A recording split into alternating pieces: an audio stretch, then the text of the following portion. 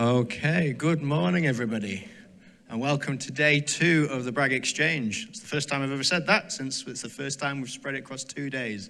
It's wonderful to see so many of you come back for the second day, and anyone who's joining for the sessions this afternoon who wasn't here yesterday, welcome.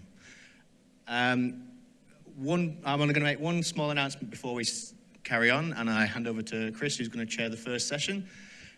People who are doing posters, please can you make sure today is the last session, please make sure you're stood by your posters to answer questions. I think lots of people were interested in talking to people yesterday but didn't quite catch you. And those who are not presenting posters, indeed everyone anyway, please make sure you cast your votes by the end of the lunchtime session today. That's when we'll be counting and awarding prizes this afternoon. And with that, I think we can transition into the first session. Chris, please take it. Thanks, Andy. Hi, yes, so good morning, everyone. Welcome back. I'm Chris Marrows. I'm the Director of Research and Innovation in the School of Physics and Astronomy, and as well as that, I'm the theme lead for electronic and photonic materials in the Bragg Centre, and that's the reason that it's my job to chair this morning's session, which is associated with that theme. So our first speaker today, we're delighted to say, is Professor Serena Cussen from the University of Sheffield. She is Professor of Functional Nanomaterials there and leads, now hang on, I'm going to have to, I've been sent the name of the consortium that she leads, but I'm going to have to read it out. She's, the leader of the UK's Faraday Institution FutureCat Consortium, which is obviously a large UK consortium in that area. And she's been awarded many awards, RSA Journal Awards, ISIS Science Impact Awards, and the RSC Interdisciplinary Prize. So it's really wonderful to have her here today. And she's going to speak on fine-tuning synthesis to optimize energy storage. So please, Serena.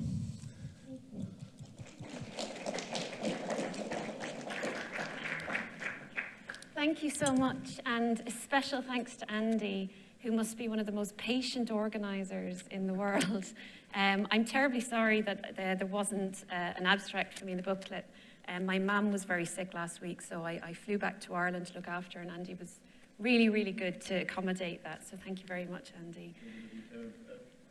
Oh, I'm thrilled to be here. It's my first time in Leeds, and it's been a fantastic visit so far. And when I was thinking about this talk, I drew sort of inspiration from the Bragg Centre, and I thought, well, I would maybe tell you a little bit about some of the diffraction methods that we've been using to understand materials that are used in energy storage. I was really excited to be here, and little did I know I'd actually meet one of the Bragg family last night, so that's been a huge honour.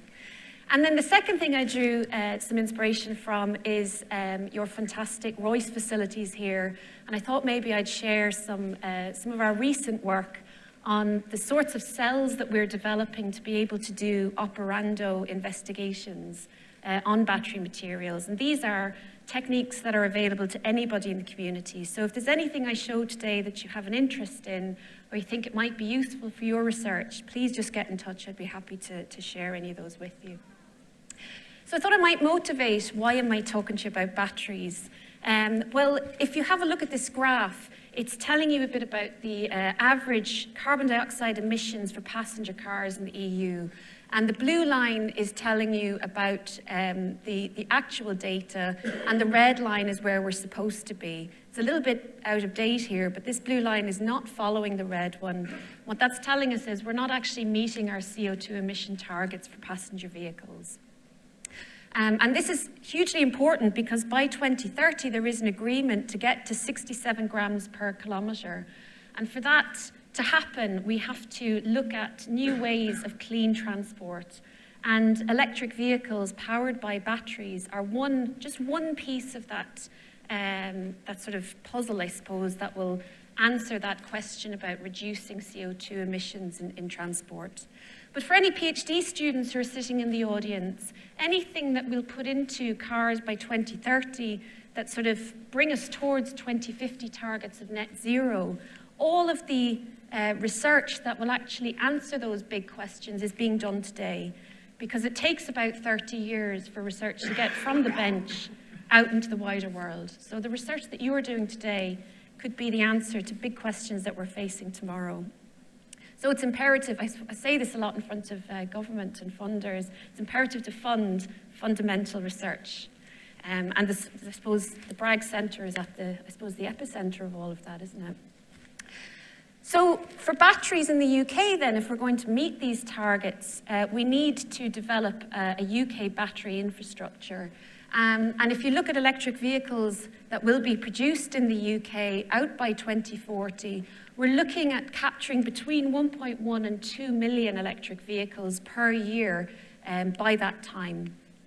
And in order to meet that demand, we need battery packs. And if those battery packs are going to be made in the UK, that's the equivalent of having 8 gigafactories based here in the UK producing those battery packs to meet that need. So huge need, not just for the science and technology that underpins those batteries, but also the people and the expertise to be able to deliver that. So before I tell you a little bit about the science that we've been doing to try to develop cathode materials for next generation electric vehicle batteries, I thought I'd show you how a battery works for anybody who's not sort of familiar with them. So this is a picture of a coin cell. You'll find them in small electronic devices.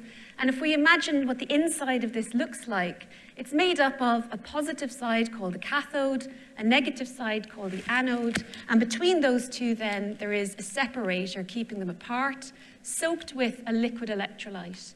Those liquid electrolytes are typically organic solvents, very flammable, and so when you hear about issues with flammability in batteries, it's very often down to the electrolyte. If we break that down even further, we have a think about, well, how does this thing actually work? And we hook it up to an external circuit. Batteries are all about interfaces, and I always point to my own face when I say that, interfaces and chemistry. Everything's happening at the interface. So what happens is you have a series of chemical reactions occurring at the anode, which leads to a buildup of electrons. And the job of the electrolyte is to stop those electrons from moving towards the cathode. And so the only passage they have then is outside this external circuit where they can move around, do whatever job they're doing, in this case light up the bulb, and then move into the cathode material. So if we have a flow of electrons, it means that our cathode has to have some sort of redox active element in it. So very often a transition metal is involved.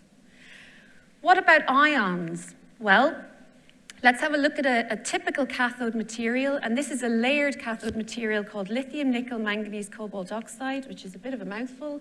So we call it NMC for short. And if you ever see this, it might have 3 little numbers afterwards. That's just telling you the relative amount of each element that's present in that cathode material.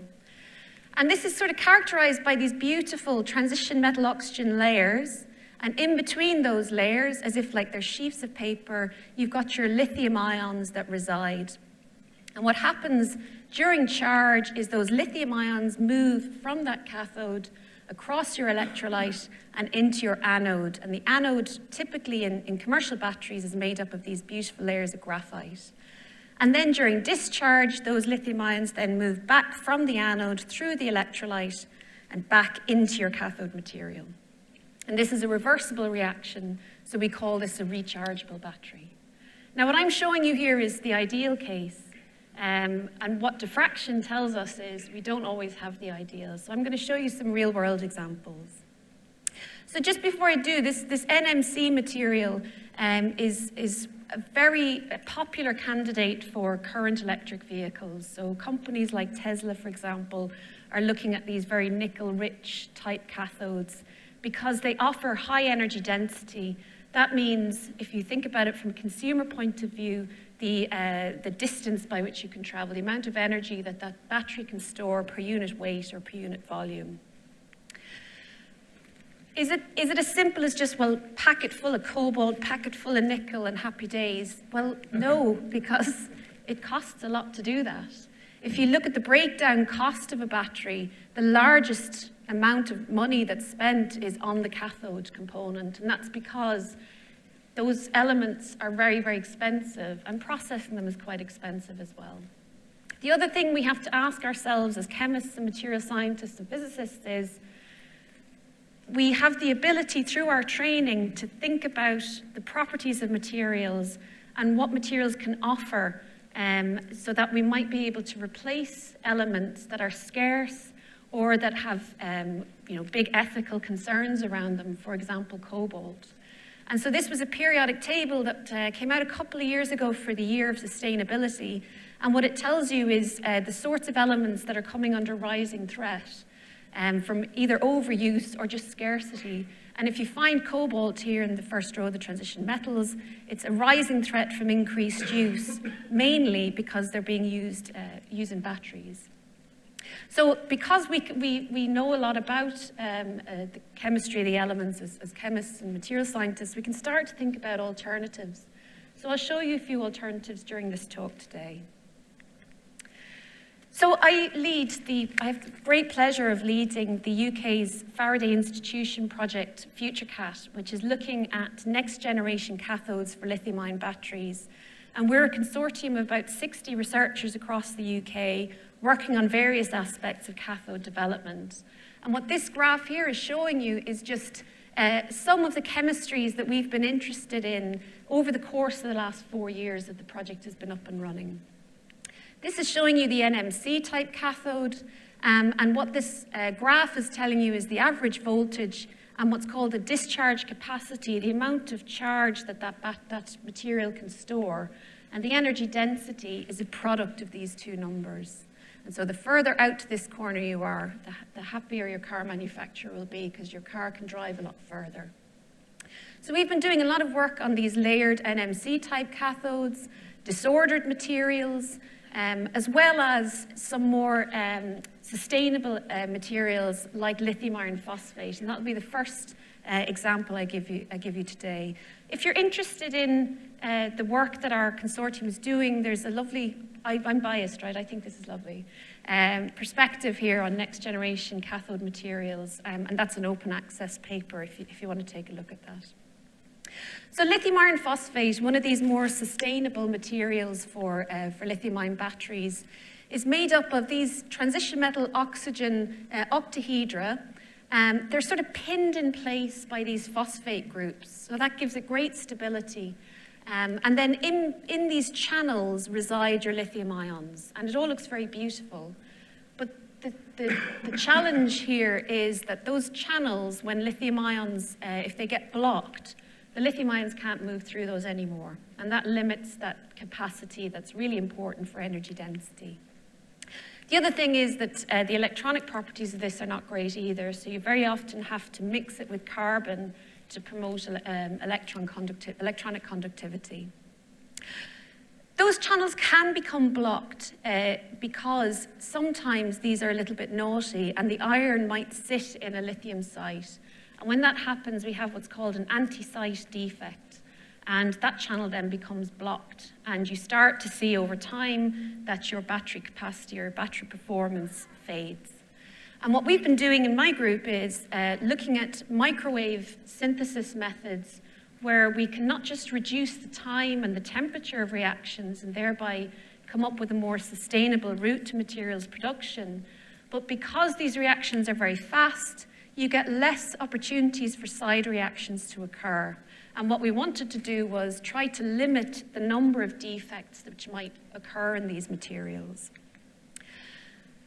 So what this sort of slide is a bit busy is showing you, here on the left-hand side, we've got X-ray diffraction data of a series of lithium iron phosphate up to lithium manganese phosphate materials. We want to replace some iron with manganese because manganese offers us a higher voltage, and so there's a potential for higher energy density. And X-ray diffraction, sort of just by eye, is telling us there doesn't appear to be any other phases in this material. And that's great, and we can see that there's a shift in the Bragg reflections here because we're doping in manganese in place of iron. But what X-ray diffraction is limited by in this particular experiment is it's relying on the atomic number of all the elements that we're looking at. So discerning between iron and manganese is really difficult, and getting lithium content is really difficult.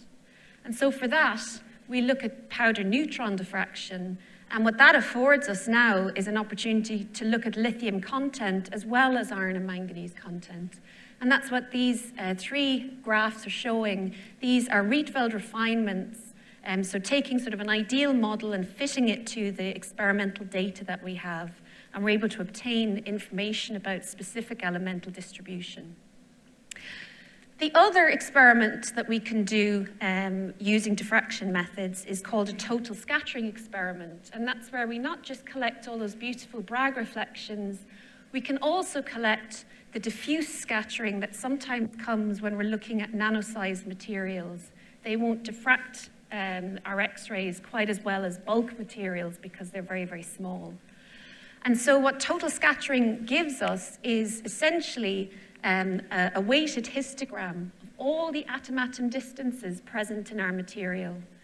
And what we're able to do when we fit that data is show that we don't see any evidence for anti-site defects when we use microwave chemistry to generate these lithium iron phosphate and lithium manganese phosphate materials.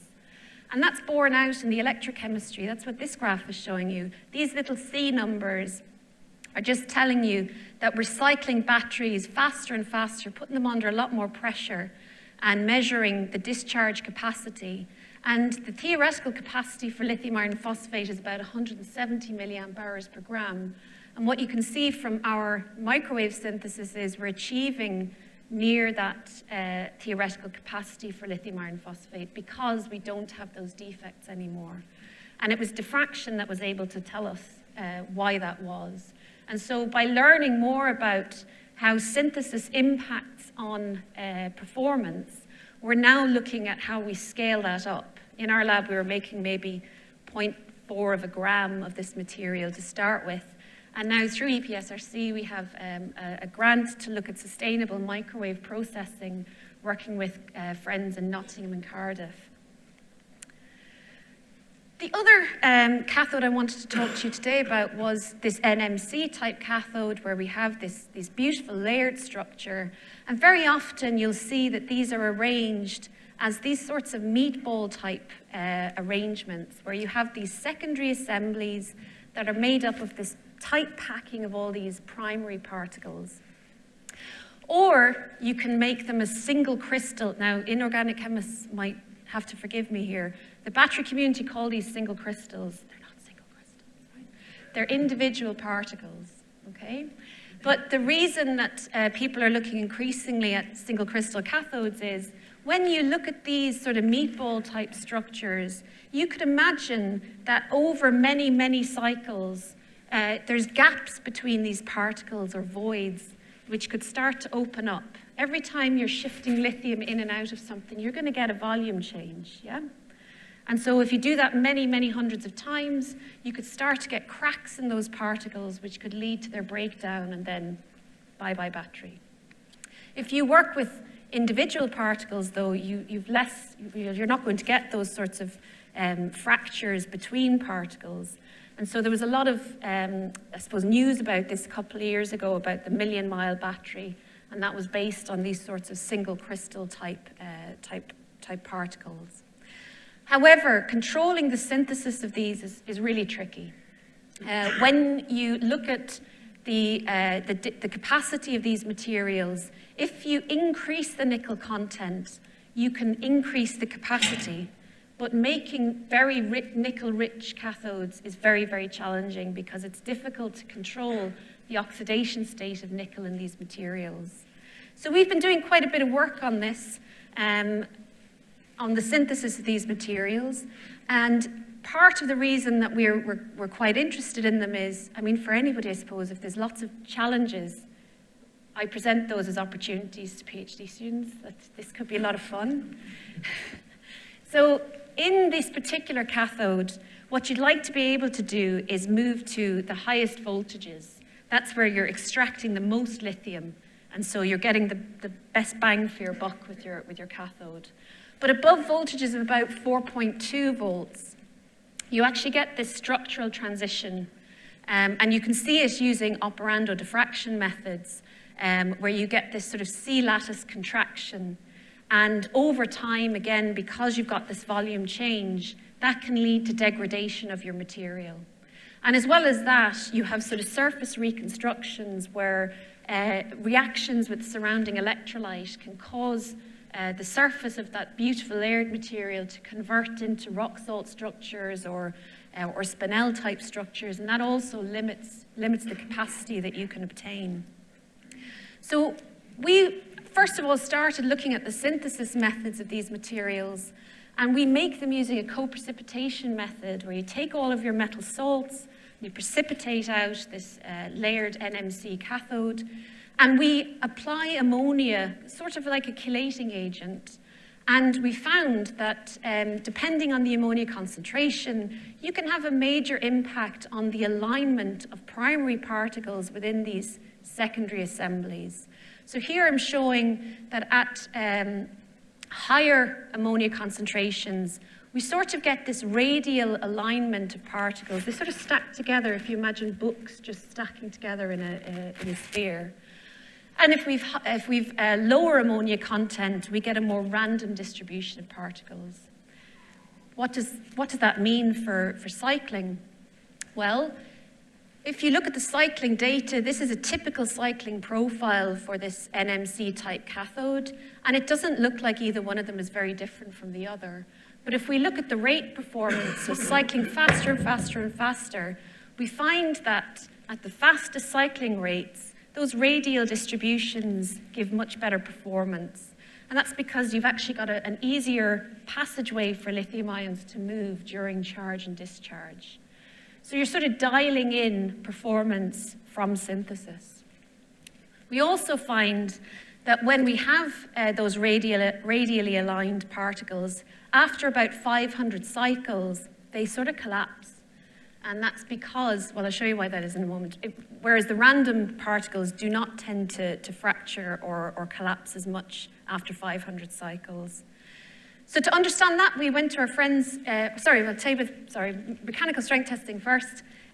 We've set this up with my colleague Beverly Inkson at the University of Sheffield. This is an SEM instrument with a nano indenter, and one of her postdocs was just really very patient person. She developed this method for extracting individual cathode particles from cathode films.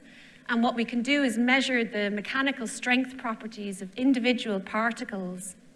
And the reason we're interested in that is we'd like to have very good mechanical strength properties in those particles. And if we can learn about what influences those properties, we can tailor our synthesis to generate more robust cathodes. And so we were able to learn an awful lot from these tests and show that it links very well to things like impedance analysis, which tells us about the challenge of lithium movement in these particles, and that the movement of lithium in the radially distributed particles is better than the movement in random. I've got 5 minutes, okay. So we went to our friends in Finland then, who were able to do some X-ray diffraction tomography experiments, looking at these primary particles and secondary particle alignments. And what we were able to see from looking at cycled materials is that we actually get a realignment of particles after 500 cycles. And what that leads to in these radial distributions is a lot of internal stresses in our cathode, which leads to fracture. And so we're learning an awful lot about the influence of synthesis on not just the mechanical properties, but also then the subsequent cycling properties of cathode materials. The last thing I was going to tell you about was looking at diffusion in battery materials. And when you look at the diffusion properties of battery materials, so things like lithium diffusion coefficients or activation energy for lithium movement, across the literature, there's lots of different techniques you can use. One of the most common is impedance spectroscopy.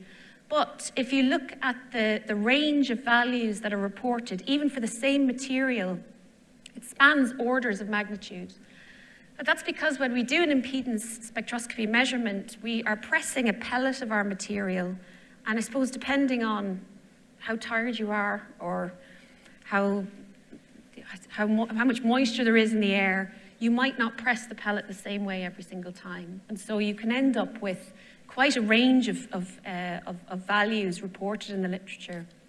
We were interested in employing a technique called muon spectroscopy. And you can see here from reports in the literature that the values for lithium diffusion coefficients for muon spectroscopy much narrower window. So what is muon spectroscopy? Well, muon spectroscopy relies on subatomic particles called muons, and these are spin-polarized positive particles.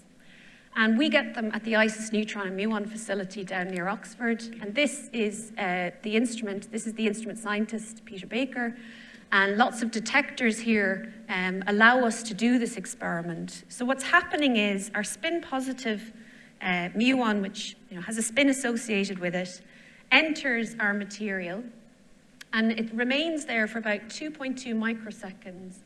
And during that time, it precesses, and anything that, shuffles nearby, like a lithium ion diffusing nearby, perturbs that spin environment. And after 2.2 microseconds, the muon dies. It's a very sad experiment. When it dies, it emits a positron in the direction in which the spin was pointing at the moment of decay. And what those detectors do is it picks up all of these positrons, and they tell us what was happening in the battery material at the moment of decay. And so this is what the data look like. I'm not going to go through this in detail, just to tell you that when you fit these data, you get out two values. One is called the field fluctuation rate. That tells us about the ion hopping rate. And the other is the static field distribution width, and that tells us about the nuclear magnetic moments near the muon site. So it sort of tells us where the muon's been residing and what's been going on nearby. I'm going to skip through this quite quickly because I know I'm running out of time. You can use neutron diffraction to learn things. So we've developed an operando cell to use muons to learn about events that are occurring in cathodes during cycling. This is just an image of the battery cell. My PhD student called it the Battery Analysis Muon, or BAM cell. And this was funded through an ISIS facility development studentship. And what we were able to do was cycle NMC811, so this nickel-rich cathode, inside the muon beamline and collect muon data during charge and discharge. And what we were able to obtain was information about the lithium diffusion coefficient, as well as the activation energy. And what we see is that the lithium diffusion properties, they increase up until a certain point at which they start to decrease. And this mirrors really nicely what we see in X-ray diffraction.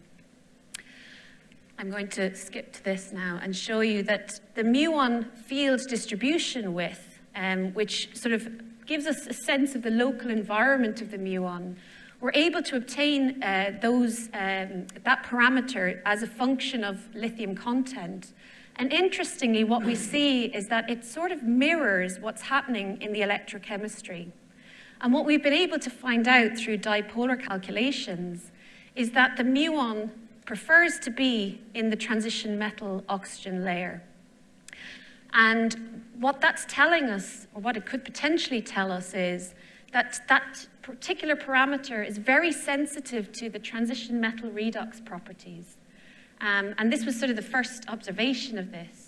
And it's nice and interesting for the NMC story, but for new cathodes, like disordered cathodes, where you're not just accessing transition metal redox properties, but also oxygen redox properties, which are really difficult to control, muon spectroscopy may afford us some insights into how the mechanisms behind how those cathodes are performing. So that's sort of the next muon experiment that we're planning to do.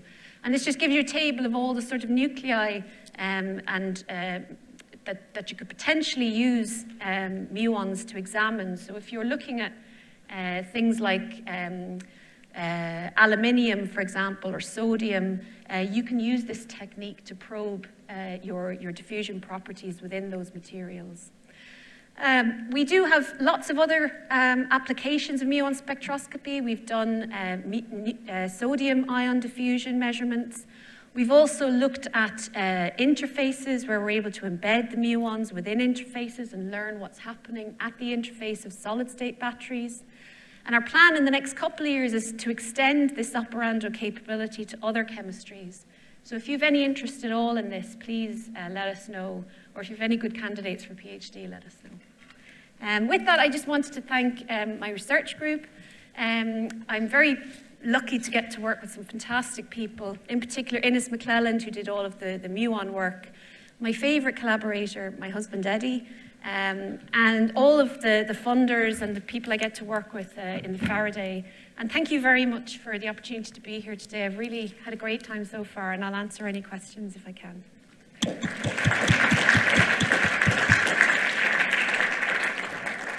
Thanks so much, Serena. We do have a couple of minutes for questions. I can see Dan has his hand up already.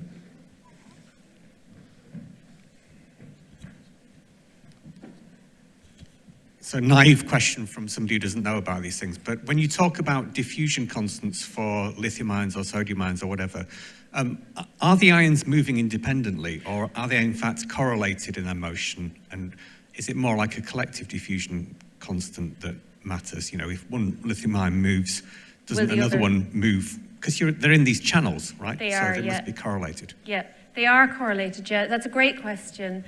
And so what you need for anything to move, it needs a space to move into. And so very often when we look at things like total scattering, we're looking for not just defects, but also with the lithium concentration, what sort of lithium deficiency might we have so that you can actually promote lithium movement. So it's a great question, especially for some of these new cathode materials where you're actually trying to generate materials that have very high lithium concentration. And actually, can I do a naughty thing? No. This is very bold. This is just sort of gives a bit of a better answer to your question. This is an example of a garnet material, which is a candidate for a solid-state electrolyte. And what you have here are the positions that lithium ions can occupy. So they can either be in these sort of tetrahedral sites or these distorted octahedral sites. And I suppose when you think about this, this is the formula here. When people were starting to make these, they thought, well, just lash in loads of lithium. But actually, the ion diffusion rate is much lower. And so what you have to do is fine-tune that. And so you actually make slightly reduced lithium content. And you do that by doping in with aluminium. You can slightly reduce that aluminium content. And so you can look at the ion diffusion dynamics of this, and you see there is a sweet spot between 6 and 7. So no, it's a great question. Thanks. I have a second question here. Would you be able to make a quick comment on the potential and future of other materials like sodium you mentioned on one of the last slides? Yeah, so that's a great question as well. So sodium ion batteries, one of the challenges, there's a couple of challenges with sodium ion. One is there's no sort of agreement on what the cathode of the future will be for sodium ion batteries. That actually I think that presents an opportunity. So you can look at materials that perhaps can give very fast charging rates or high capacities. The other thing is that you tend to get less capacity, less energy density with sodium ion. You have to think about, I suppose what you have to think about really is what you can have, what you want and what you can have. So with lithium ion, you can get very high energy densities. So you could get batteries which could, be charged and last 400 or 500 kilometers. But the average car journey in the UK is 8 kilometers. So sodium ion batteries would absolutely meet that need. And so I think when we look to, the guy when I was checking out of the hotel this morning, they asked me where I was going. So I said, I'm going to give a lecture on batteries. And they asked that exact question. And they said electric vehicles are very, very expensive. And I think with sodium ion, you'd start to see that the price would go down because that cathode price would go down. Sodium is much more abundant than lithium. And then it relies on less expensive elements as well, like iron and manganese. And so I think if you could look at electric vehicles that are more affordable, that suit people that are, living in cities or, around the UK, people who don't have to do those long distances. Sodium ion could absolutely meet that need. We've got one last question up here, and then we better move on to the next talk. Jim. Thanks. Yeah, it's a great material science story. And what your talk highlights about the state of material science is that we have very sophisticated ways of predicting what structures we want for function, such as tools like DFT and predict electronic properties. But when it comes to making materials, it's trial and error, right? We'd like a certain structure and we'd like a morphology, but we just go in and try things. Yeah. So, but it's not. I mean, the first step in getting past that is to understand what you would actually like, and it's not clear to me whether you want a big single crystal or whether you want a thin single crystal film or whether you want a lot of single crystal particles so you have access to the interior. Yeah. Is it understood what would be ideal for the morphology of the material? That's a great question. So when we're thinking about a battery car where you want to have high energy density so you can travel very far, having those meatball type structures where you've packed a lot of particles into quite a small area gives you that high energy density. But when you start to think about, well, I want to get power quickly, I want to be able to accelerate or start my car quite quickly, then you want to look at particles where the lithium diffusion distance isn't so great. And so we have some understanding of how engineering morphology can give you the sort of performance characteristics that you want. But I think your initial point about, well, what synthesis method is going to give it to you, that's critical. We learn a lot about solid state synthesis because when we're heating up solid materials, we can do like in situ diffraction experiments and learn about how reactions are progressing. But in solution, things are so difficult and so difficult to understand how solution chemistry is working, particularly for inorganic materials. And so we're starting to look at nucleation versus growth events in some of these nickel-rich cathodes to do exactly that, to start to fine-tune during synthesis the outcomes that we want for specific characteristics. But I think we're quite away from that at the moment. There was a recent paper from Gert Ceder's group on the use of AI methods for sort of targeting particular syntheses. And when it came out, I was super excited. I thought, this is great. And then on Twitter, I'm not on Twitter, but my husband is, so he told me all this. There was a big hullabaloo about the fact that actually maybe what you're predicting and what you've synthesized isn't quite the same. So while I think things like AI might give us a tool that in the future might help, I'm not sure we're there yet. So it's quite exciting at the moment that we have the potential for this, but I guess a bit of care is needed in how we apply it. I've given such a politician's answer to your question, I'm sorry. We know some stuff, we'd like to know more. Okay, that's great. Let's thank Serena once more.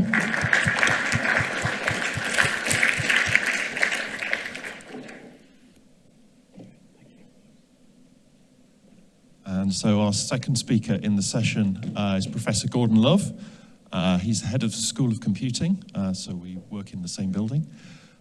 He's recently moved to Leeds, and he's here to tell us about liquid crystal physics, which I'm very happy about.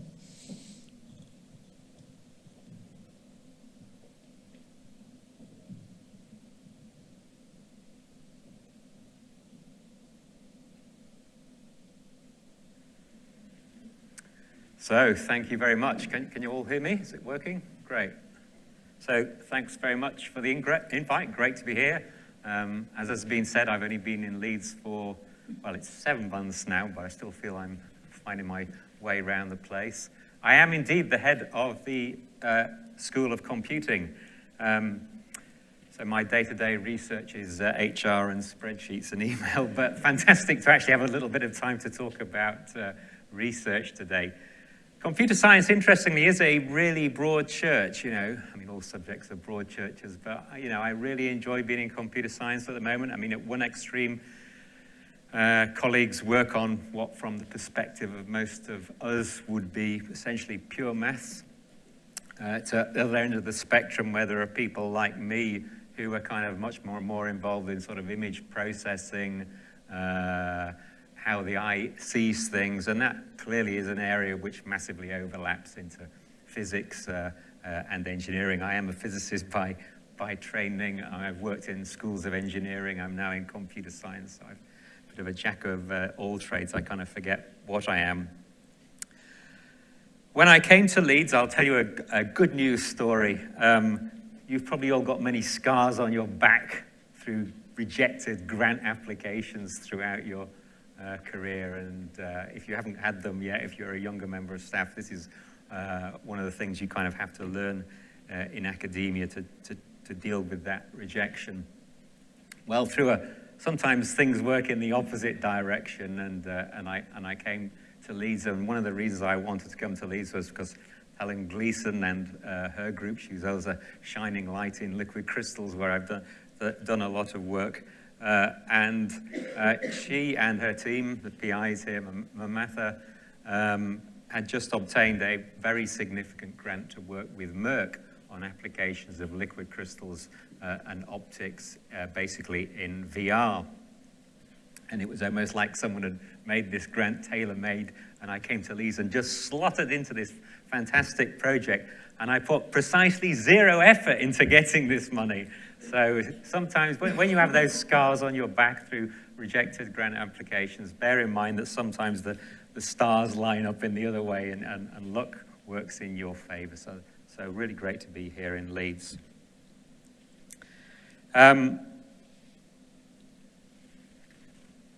I am essentially going to talk to you about non-display applications of liquid crystals, or put another way, clever ways of doing things with light. If you kind of summarize my career, that's kind of what it's been involved with. It's kind of a changing gear from many of the talks. I'm really going to be focusing on optics here. So as I say, how do you control the phase of light to do interesting things? That's what I've been interested in. And these are a few examples of things I've kind of worked on throughout my career. Can't talk about them all. I'm going to talk about the final one because that's what we're working on at the moment. But adaptive optics has been a massive theme to my work. So adaptive optics is a technology typically or historically developed in astronomy.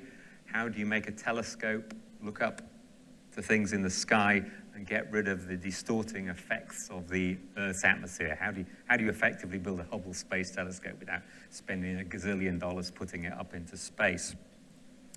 So there's methods of measuring and then controlling what the atmosphere is doing in terms of phase. Phase is the key word, and correcting them. This technology is kind of spun out into microscopy. How do you image into biological samples and get rid of both the phase effects of looking through a specimen and also more generally scattering, which is clearly a challenging and massive problem. So adaptive optics in microscopy. Adaptive optics in ophthalmic imaging. Your eye is a beautiful window into your body. You can look into it's the only place that you can look into your body without kind of chopping a big hole in yourself. So you can view what's going on in your retina, which is clearly interesting if you're an eye doctor, if you're an ophthalmic specialist, but also interesting in general, as I say, a window into the body.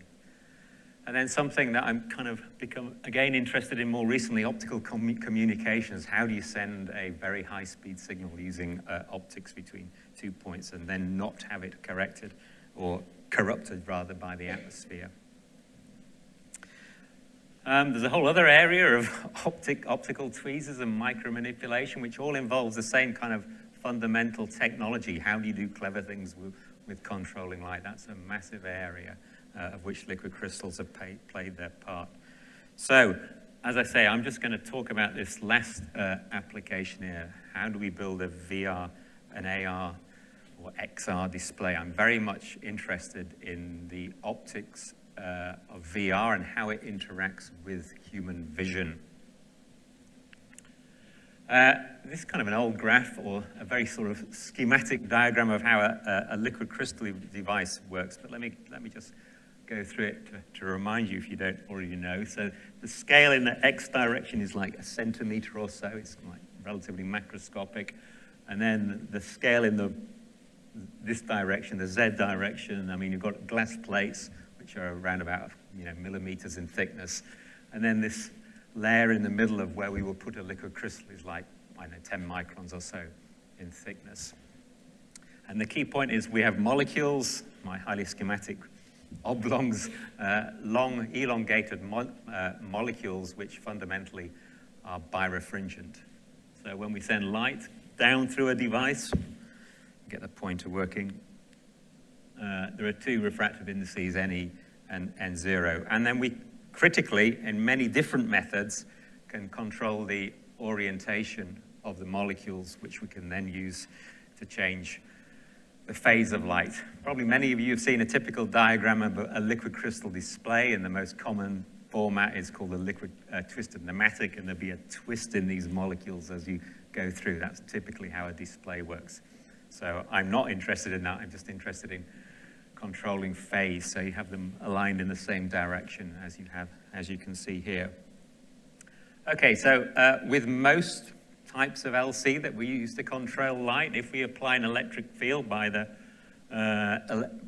red lines are electrodes, essentially what happens in my diagram here, the molecules kind of rotate in this direction, and that gives us a change in thickness, or effective optical thickness. It's a change in refractive index that we generate, and we can use that to do lots of clever things with light.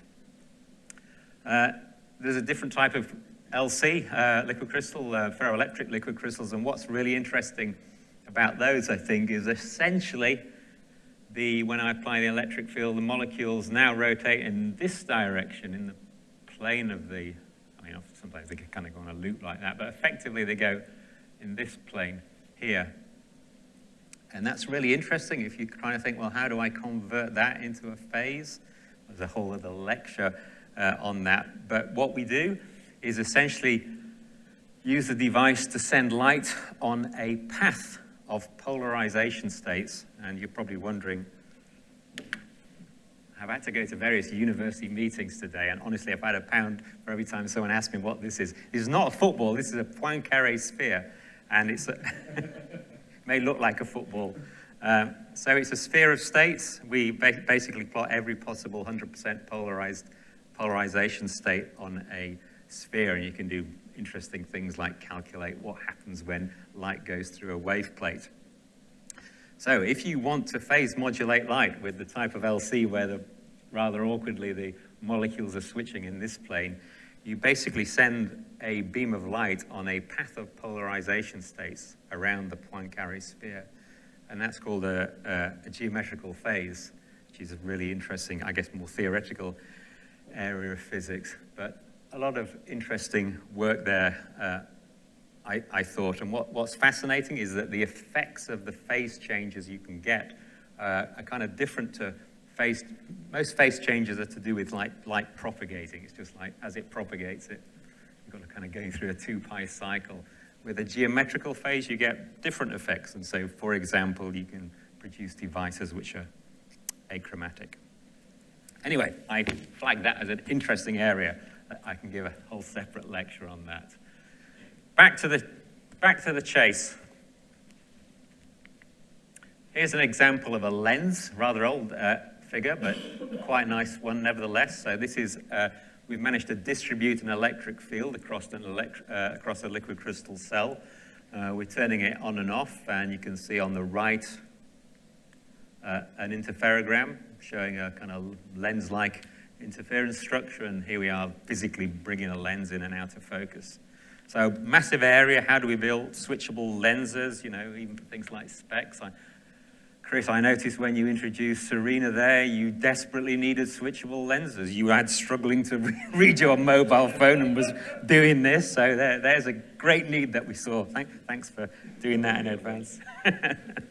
Yes, so you can imagine switchable lenses, potentially massive area. It's still an unsolved problem, I guess, but in a sort of practical sense, but really interesting.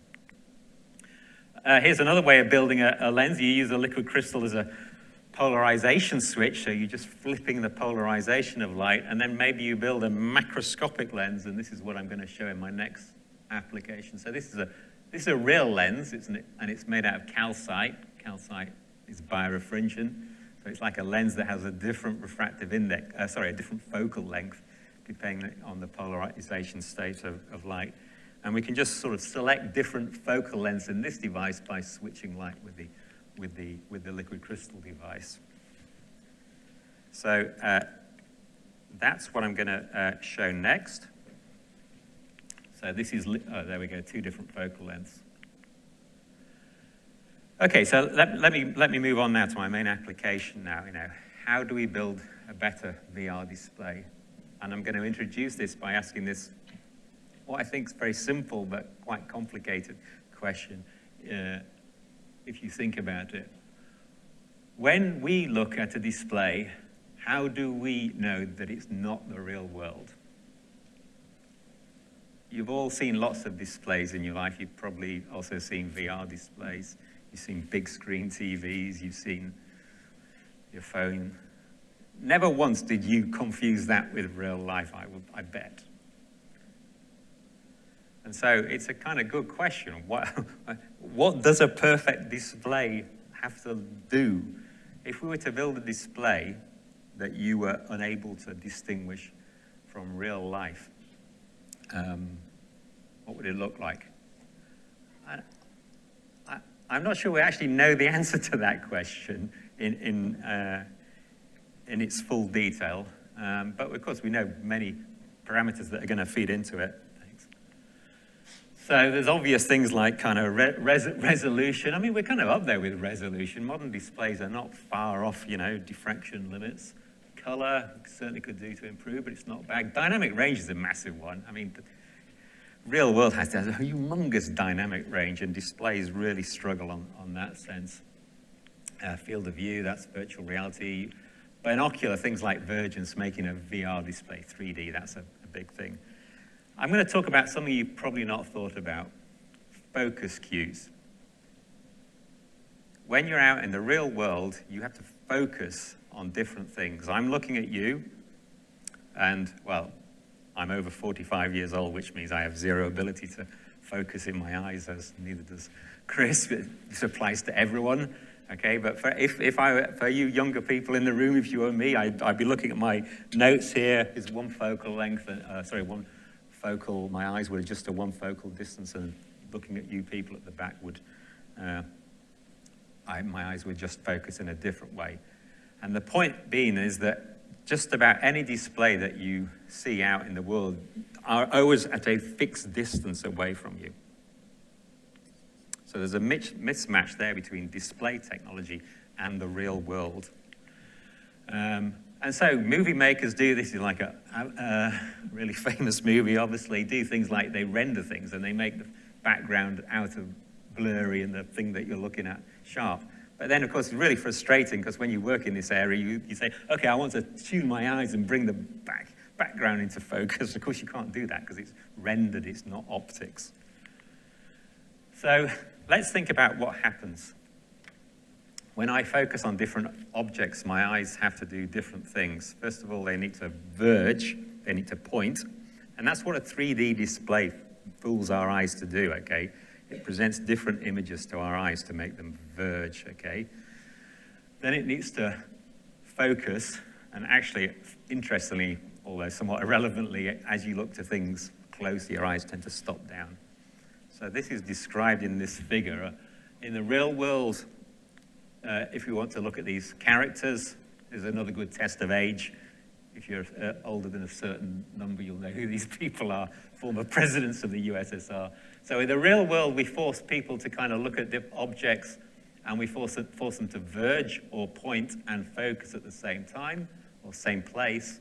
And in any kind of display, we force our eyes to decouple where they're pointing and where they're focused. And that's one of the reasons some people feel ill with a VR display.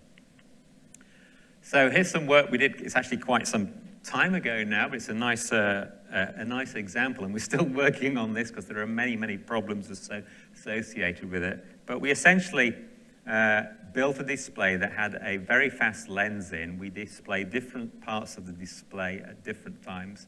We put a lens in between the viewer and the screen, and we induce correct focal depths. So if I show a little video to finish off with, we produce a display. this going to work?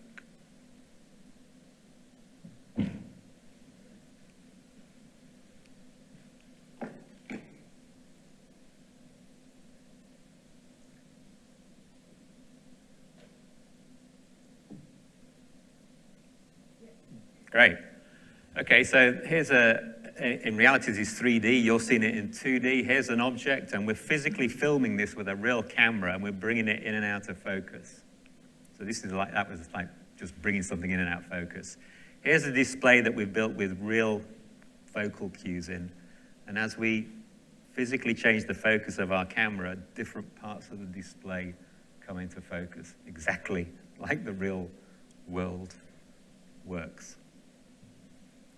Okay, I think I'm coming to the end of my time, so let me finish with my conclusion. I think what's interesting about VR and AR within the context of computing is that we're so used to computers and computer science developing at this absolutely breakneck speed that when it comes to things like VR and AR, they're actually not controlled by computer science, they're controlled by physics and engineering and things like étendue and diffraction and stuff, which doesn't evolve at such a breakneck speed. So, well, that's either good or bad, I don't know. I just think it's interesting that there's a really important role for material physics and engineering in developing computing technology.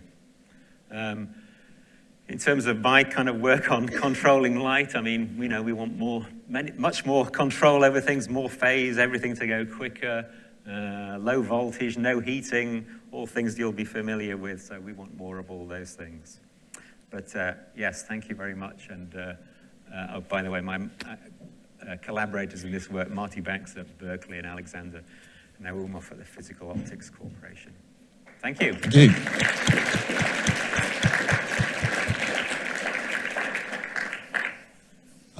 I know we're running a little bit behind time, but I'd be very happy to take a couple of questions if there are any, especially if there are any from students.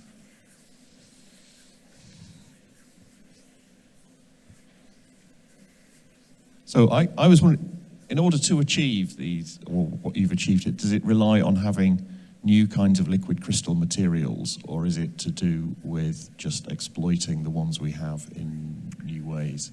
I mean, to date, most of our work has been exploiting the ones we have already, because, you know, the world is driven by the display market necessarily than clever things that I'm interested in doing. But yeah, that's why it's advantageous to, or for me personally, to come to Leeds to work with material physicists.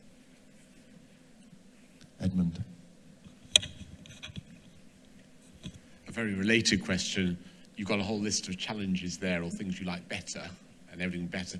Is there a particular one or two of those that really are limiting in terms of what you've got to work with now? So of the large, fast, low voltage heating, is the one which you know, that would be the one you'd really like to see improved? Yeah, the first one, big changes. So if you, for example, if you want to build, you know, I showed you a nice example of a lens working, but for us to kind of walk around, which one of the holy grails would be spectacles that change their focal length.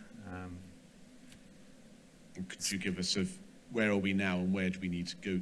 Do you have that sort of feel with? I mean, it would be a massive help. At the moment, with kind of phase change, well, it turned into optical path length, a few microns, if we could go up by a factor of 10, so. Okay, there's a challenge for us. Okay, so there's one right at the back, and then we'll better move on.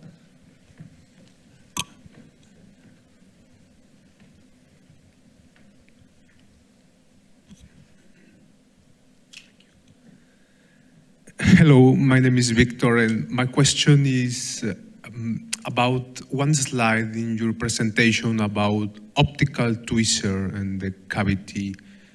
Didn't speak much about this, but is there that technology in Leeds that is available, or some work that is being developed, especially with the advances in quantum field theory, the last year Nobel Prize in Physics in attosecond pulse generation?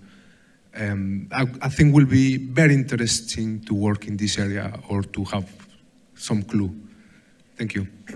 So in brief, in optical tweezing, typically what you do is you have a liquid crystal spatial light modulator, which is a posh name for a display that you're not using to control intensity. You write a hologram onto the device, and you use that to diffract light into a number of different spots. You use a relatively high power laser, and then you use that to move microscopic particles around. This is a kind of well-known technique. Answering your question, does anyone in Leeds do that? I honestly don't know the answer to that. I'm kind of looking at Giles. He might know. I don't know. Do we have any optical tweezing in Leeds? I'm not sure we do. Well, I'm interested in doing some, so maybe we can have a chat later if you're interested in it. Do we do any optical tweezing in Leeds? I don't know. Now I'm looking at people like Lorna who might know. Not in our lab. No, I think no is the conclusion from Maybe we that. should. Oh, well, that's even better, of course. Great. Great. Yeah, thanks so much. Always happy to hear about berry phases. So let's thank Gordon once more.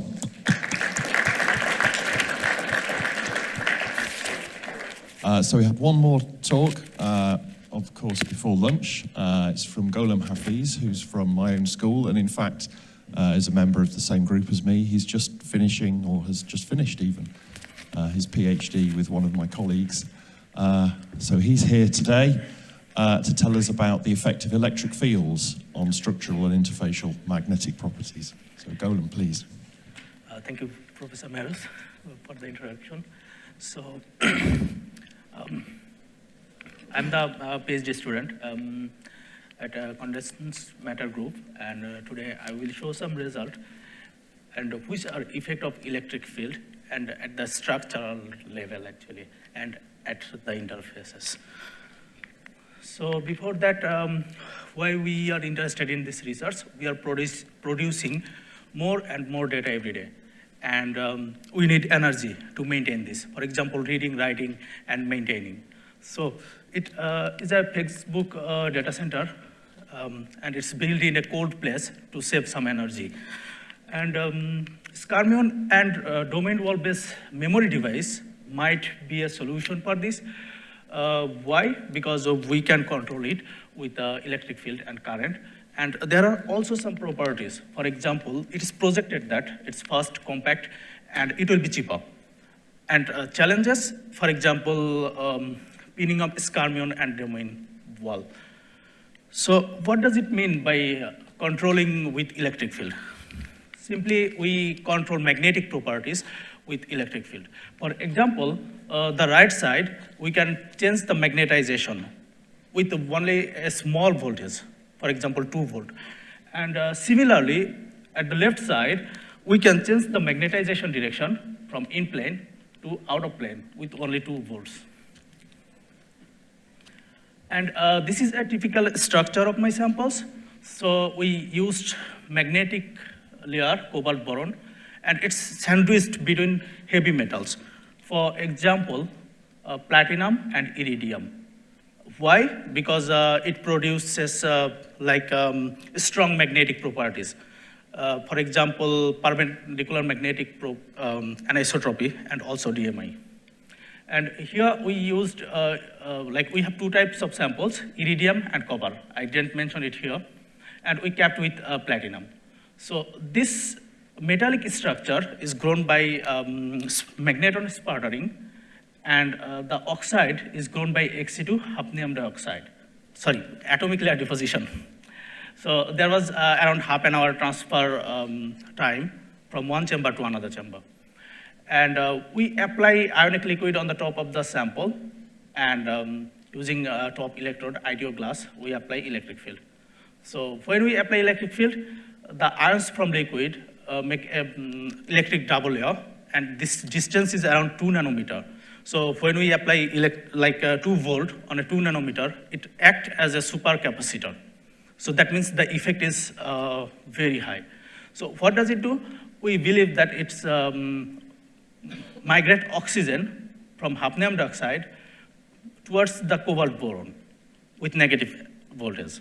And if we apply positive voltage, it actually pull oxygen from the cobalt boron layer, or these two layers, towards the oxide. So this is an effect. So this blue is with the negative 2 volt, and all the data I will show is with positive and negative 2 volts, 2.1 volt, and for 30 minutes. So with negative voltage, we can increase the cohesive field. This is blue for both two. And with positive voltage, we can decrease the cohesive field. This is the red one. And the black is as grown sample. So we see the effect is higher for copper samples, and I believe it's because of the grain size of copper. So we see the cohesive field is changing here. And if we want to see the structure level, so what will happen there? Therefore, we did X-ray photon spectroscopy measurement, and we see that here around 7.9, we get a metallic peak with an additional oxide peak, and this is as grown sample for both cobalt and iridium. What does it mean? That means when we are transferring our samples, it's already oxidized or partially oxidized. So when we apply negative voltage, the oxide peak is increasing by suppressing the metallic peak. So that means we are moving oxygen towards the magnetic layer. Similarly, with positive voltage, the metallic peak is increasing. So that means we are pulling oxygen from the cobalt boron layer. So as we see, this as grown sample is already oxidized. That means with applied voltage, we are changing oxidization level within the sample. So, but it cannot provide us magnetic information. So we did X-ray photon spectroscopy measurement, and we see a bump at the edge of cobalt 2+ peak, and with negative voltage, this bump is higher. So if we go to the copper sample, this one, it's more clear for copper samples. The black one, it also has a bump here. So it's confirmed that we are oxidizing sample between two growths. And from X and CD, we can also see that this is the black at the bottom red, and this is the blue. So we are changing with the electric field. If we think about magnetization, like with negative voltage, we are decreasing the magnetization, and with positive voltage, we are increasing the magnetization. So what about the top interface? For example, platinum cap. We did also the platinum MH scan, and we see with negative voltage, we are actually changing the oxidization level there as well. So eventually, our sample is partially oxidized, and we are moving this local oxygen at the same time from like oxygen from the oxide layer. And so what how this can affect the interface. So we did BLS measurement. It's actually the difference between stroke and anti-stroke frequency due to the DMI. And the DMI is actually the interfacial property of this type of film. If we see the copper sample with negative voltage, the DMI is significantly decreasing. And why is that? For this copper sample, the DMI is actually significantly coming from the top interface. That's why it's significantly decreasing with doping oxide. But for iridium, we see that with both voltages, it is slightly increasing. So I couldn't conclude the result yet, the reason, but there is one theory. I will go back to the structure. So the DMI is coming from both interface. We believe that. This platinum cobalt boron and iridium cobalt boron interface. So there is a theory that iridium and platinum are processing opposite DMI. So the total DMI will decrease, and if we apply voltage, this interface is changing. So this iridium interface is changing, which actually destroying DMI from this interface. As a result, the total DMI is increasing.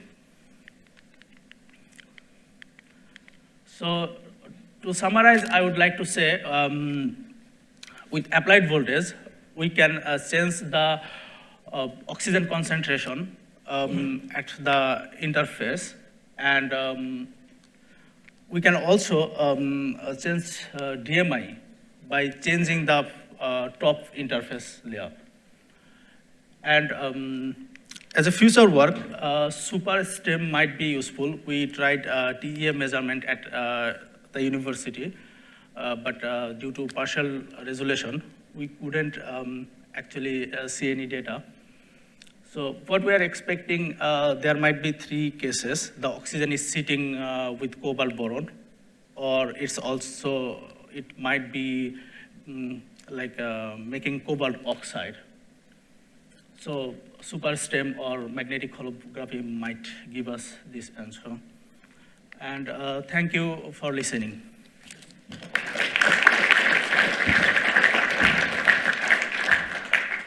Thanks, Golam. Let's take just a couple of minutes to ask Golam some questions. Rob was very quick to get his hand up.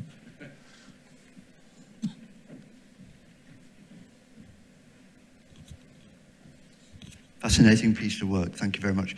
Is the effect reversible over multiple cycles? Yes, even I have a background slide. Yeah, we see reversibility up to 6 cycle. It's fully reversible. The 7th and 8th cycle, actually, we use loose connection for gating. So it's kind of, this gate move with vibration.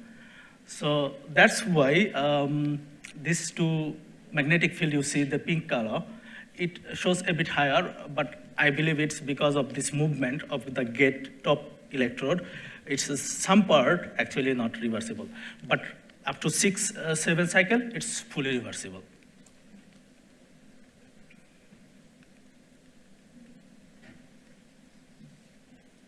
Okay, maybe can I have this is sort of a related question. Is there any hysteresis in this? Like, can you sort of put it into a state, leave it there? Or does it, if you apply voltage and take the voltage away, does it always relax to the same point? Yeah, actually, this is from the hysteresis loop, this data. So what we did, we get hysteresis loop like here. It is changing near the saturation. So what we did, we take the 80% saturation and 20% nucleation as a reference, and we are observing the changes here, particularly these 2 positions, 20% nucleation and 80% saturation. And this data is actually 20% nucleation and 80% saturation data. Okay. All right, thanks. Let's thank Golam once more and all the speakers in the session. Okay, thank you very much. I think that closes the session. We are running behind a little bit, but there's some great discussions and great questions going on. So we're going to go back to lunch now over at the refectory. A reminder, please do vote for your posters. Please do talk to poster holders. We'll be closing votes at the end of this session, and we're going to then have an extra 10 minutes. We'll push the return back for the next session by 10 minutes. So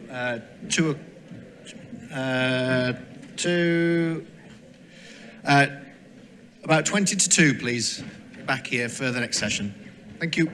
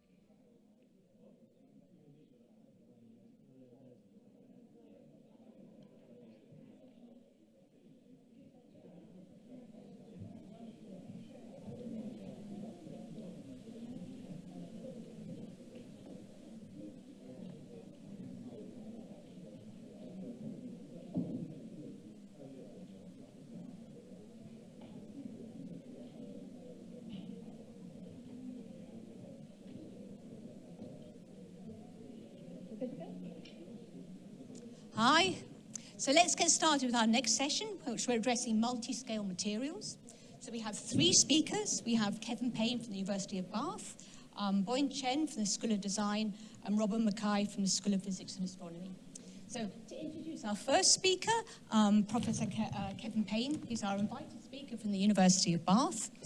He's director of the Centre for Climate Adaptation and Environment, and his research focuses on the development of smart and innovative concrete, which he's going to tell us about today.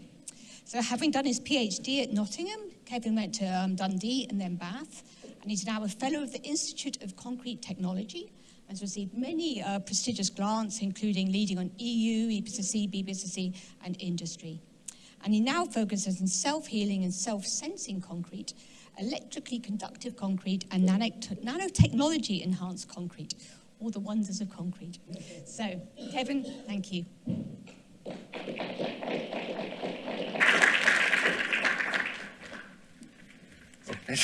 thank you for that very kind introduction. And yeah, that's my title slide. So, yeah, as I say, this is multi-scale materials. We're actually zooming up the scale a little bit by looking at concrete, as opposed to looking at very small atoms. And my talk differs from some of the talks we've had over the last 2 days in that it's actually quite science-light. So hopefully it will be accessible. And another difference is I would like to put the acknowledgements up first.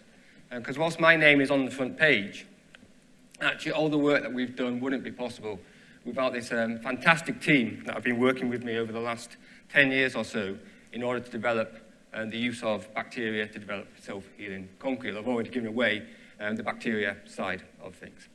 So, we're here. It's the Bragg Exchange. We're here to brag about materials. So my first brag is, yes, I'm dealing with concrete. And concrete, of course, is by far and away the most widely used man-made material on the planet. No other material comes anywhere close to the volumes or masses of concrete that we use. And so therefore, it's vitally important to actually developing our infrastructure. Something like 3 tons of concrete per head of population made globally each year. And it's, just think about it in terms of a modern infrastructure. It's vital in terms of bridges, roads, railways, homes, schools, hospitals. Clearly, because of the scale of concrete production that we have around the world, concrete itself is not particularly high embodied carbon material, but because of the scale, it does actually, it's responsible for about 5% of anthropogenic CO2 emissions, and I'll address that part towards the end of this presentation. Another problem with concrete, though, is that it cracks. And we've had the whole issue of RAC recently with schools collapsing because of cracks in the concrete. But of course, even with RAC, the problem is not the concrete. The fact that concrete cracks actually isn't not really a problem. Maybe aesthetically it doesn't look all that good. But the problem is actually most concrete contains steel inside. It's reinforced concrete. And once concrete cracks, it allows water, oxygen to get in. That corrodes the steel, and then everything falls apart. And that's been the problem with RAC. Everyone talks about the concrete, but it's actually the steel which is the issue. And this is the problem. Concrete cracks. It allows things like chlorides to get in, carbon dioxide, which carbonates the concrete, or sulfates, which obviously degrade the concrete. And we've known about this for a long time. So we've always said, well, that's fine. If a crack happens, all we need to do is go in there and repair it. And that's probably quite simple. But it's not actually as simple as that, because actually, how do we know to repair the cracks? Actually, cracks start off very, very small, 0.1, 0.2 millimeters. You're not going to see those in the concrete, certainly not from the distance. If it's in a bridge, if it's underground, you're not going to know it's happening. So you don't actually spot the crack until it's got very wide. And then it's too late, because actually all the damage has already happened, just steel is corroded, etc. Also, of course, and this again, issue with RAC, even if you know the cracks have happened, and you know you need to repair the concrete, have you got the money to do so? Because you haven't necessarily invested long-term for that problem to happen, so you have to wait 5, 6, 10 more years for a council or whatever to get the budget to go in and repair your concrete. All of which creates problems. There's also, and even then when you come to repair the concrete, of course, there's social aspects coming. We all know the scenario of engineering works on a Sunday, so you can't catch a train. You've got motorway bridges being closed. You've got, the lanes, number of lanes is reduced. And all of this actually has a social impact and social cost of repairing our infrastructure, which also is not cheap. So we thought, and this is research that has been happening over about the last 10 years or so, myself at University of Bath, with together with colleagues at Cardiff University, the University of Cambridge, and more recently, the University of Bradford, and then Newcastle University. Through 3 quite major EPSRC projects, we've looked at whether we can actually form some kind of biomimetically inspired self-healing concrete or cementitious material, if you like. And we've looked at various technologies by which you might do that. So we've looked at things like shape memory polymers. You put these inside the concrete, they relax and they close the cracks. If they don't actually heal them, but they at least close the crack.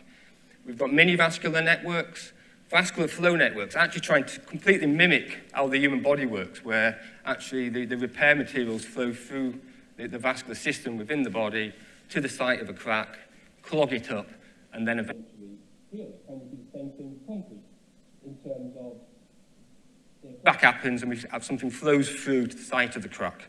Or you can simply just have capsules in there which contain some kind of healing material. And I guess to some extent, the reason I'm here, I don't know exactly why I've been invited, but is because the agent that we decide to use inside the concrete is bacteria. We think we try and use bacteria as our means of healing concrete. So you might ask why bacteria? And I was interested in bacteria when I first started to recognize that a lot of geological structures, such as stalactites, stalagmites, stromatolites, particularly things that form in caves, are actually induced or activated by bacteria. So you get calcium carbonate precipitation, but a lot of it's activated by bacteria. And if you take an environment like a cave, actually it's not all that different to what's going on inside concrete. Dark, wet, sometimes dry environments. So could we use bacteria that do this kind of behavior and use them inside concrete to get a self-healing concrete? So, how does the system work? So, in basic terms, I said it was science light, but this is about science as we're going to get, is we take some concrete. And into that concrete, which, remember, if you're not familiar with what concrete is, it's a mixture of cement, sand, and stone. And into that, we can add some capsules containing spores of bacteria, so bacterial spores, not live bacteria, but spores. And we also can add either, again, in capsules or just directly into the concrete, we can add some growth media, the type of thing that bacteria need to grow. It would not use, for example, in a biology lab to make bacteria grow. And they all just sit nicely in the concrete and everything is fine. The concrete's got the right strength, it's still got the durability.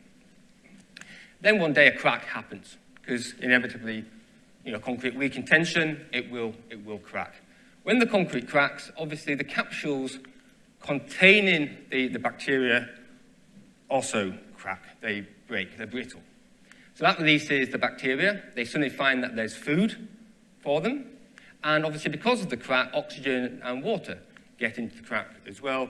So all the things that the bacteria want to be happy, if I can use that word, are there, and they germinate, and then they start to do the stuff that they seem to do in caves. And I'm going to keep things quite simple here, but once you've got the bacteria germinate into a live cell, interesting things happen. Certainly the surface of a live bacterium is negatively charged, and your concrete is in solution, the solution part, we're in the pore solution, is full of calcium ions. And therefore, these calcium ions are attracted to the surface of the bacterium. The bacteria also do have metabolic activity. There are many different ways in which you can do this, but essentially they will produce CO2, which in a high pH environment eventually forms carbonate ions, and obviously when you've got carbonate ions and calcium ions in close proximity, they start to form calcium carbonate. And that's And that's great, and that's exactly what we want to happen. And this sort of shows it in reality, what the system actually looks like. So this is a piece of concrete zoomed in, and that's a crack in concrete 0.5 millimeters wide. And this concrete, of course, contains bacteria, it contains growth media, and after about 28 days in the right environment, the crack fills up with calcium carbonate. And we can zoom in on that to actually look at what that then actually even looks like. And you have to sometimes get a grip on this, because people see that and think that that's the crack, but it's not.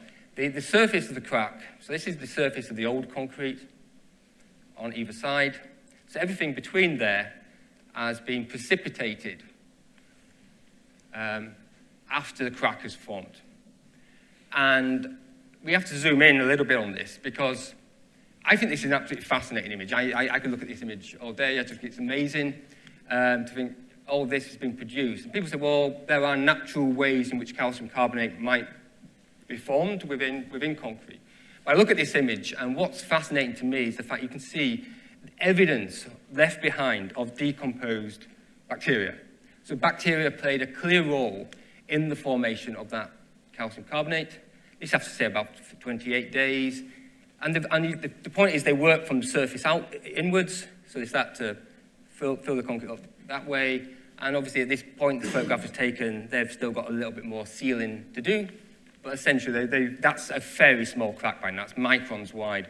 That's not going to let water in, so effectively the concrete is now healed.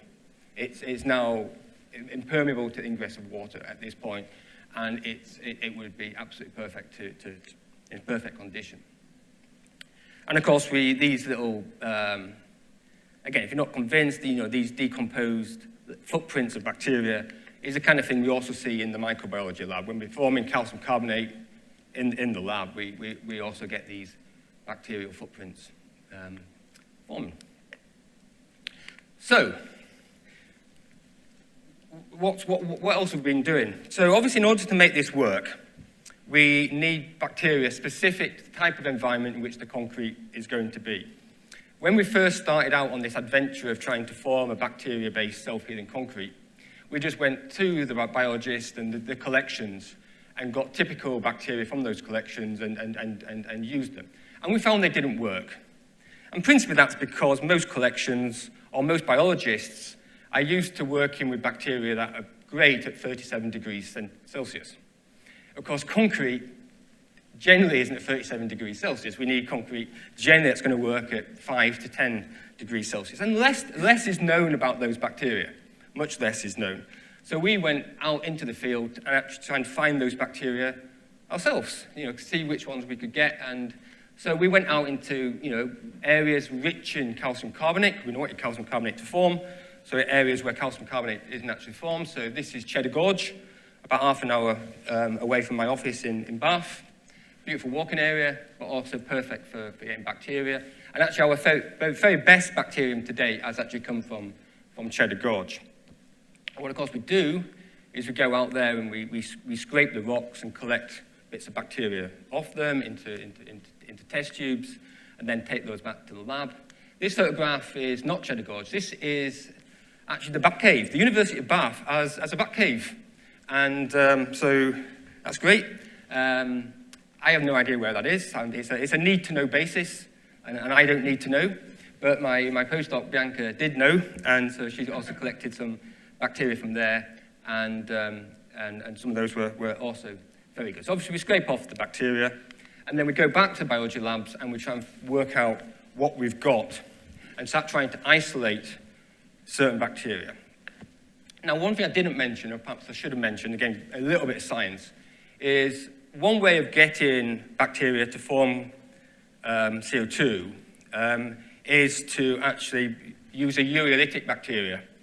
Therefore, you add urea to the concrete, and then the urea's enzyme within the bacteria would form CO2. But it also produces ammonia as a byproduct of that reaction. And that's something we always wanted to avoid. So one of the things that we desperately tried to do, which is against kind of the field, if you like, is not to use urealytic bacteria. We want bacteria that produce CO2 and are able to precipitate calcite without using the urease enzyme.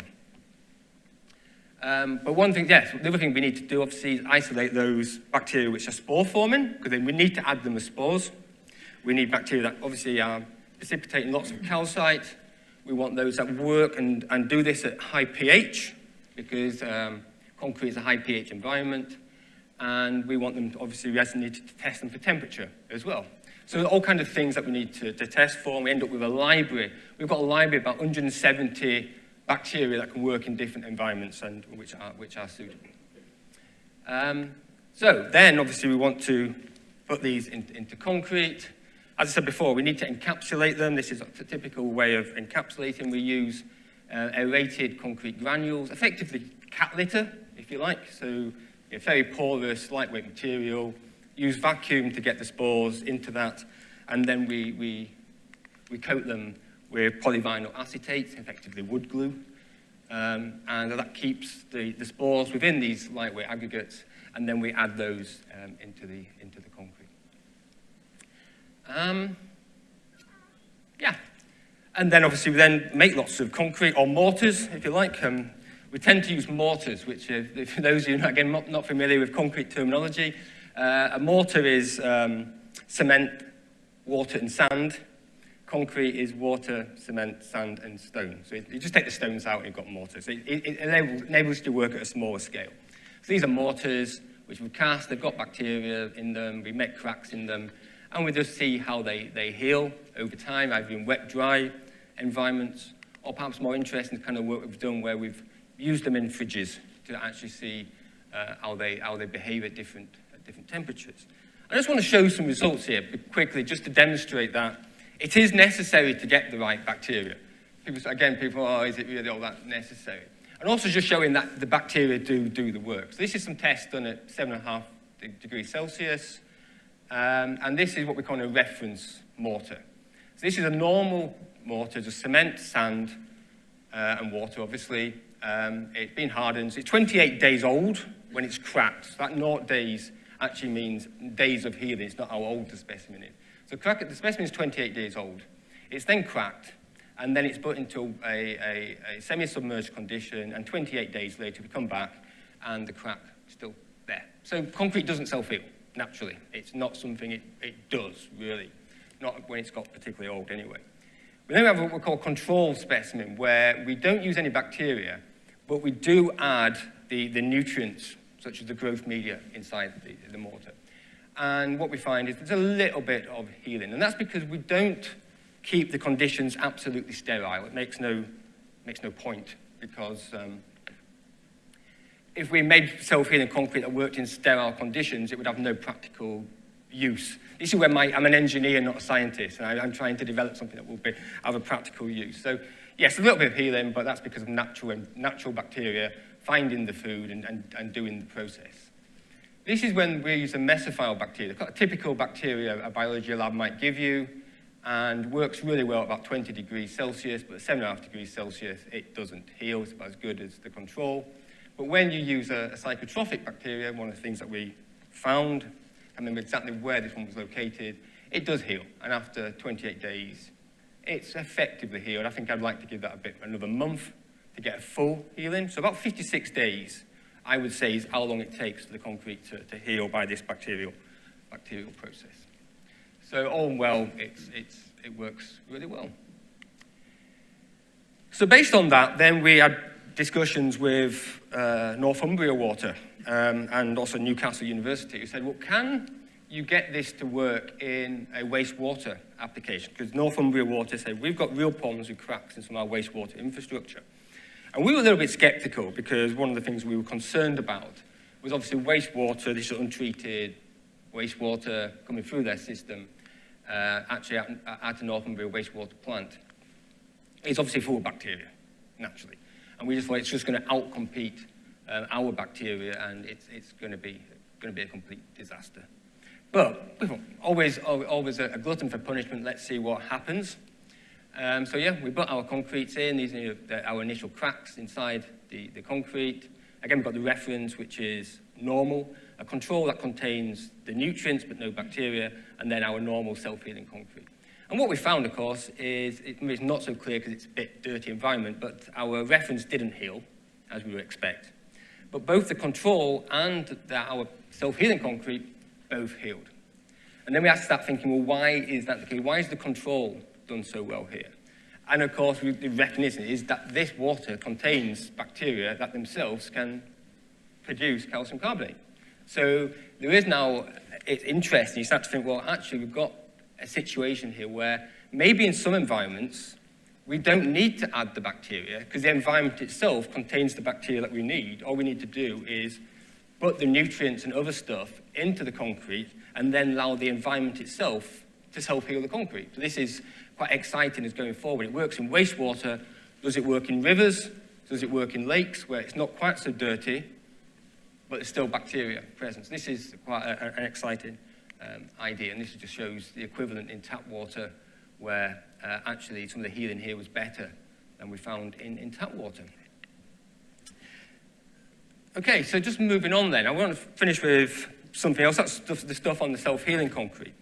But then we were approached about a year and a bit ago by a company who said, well, we're really excited in this idea that you can use bacteria to precipitate calcium carbonate.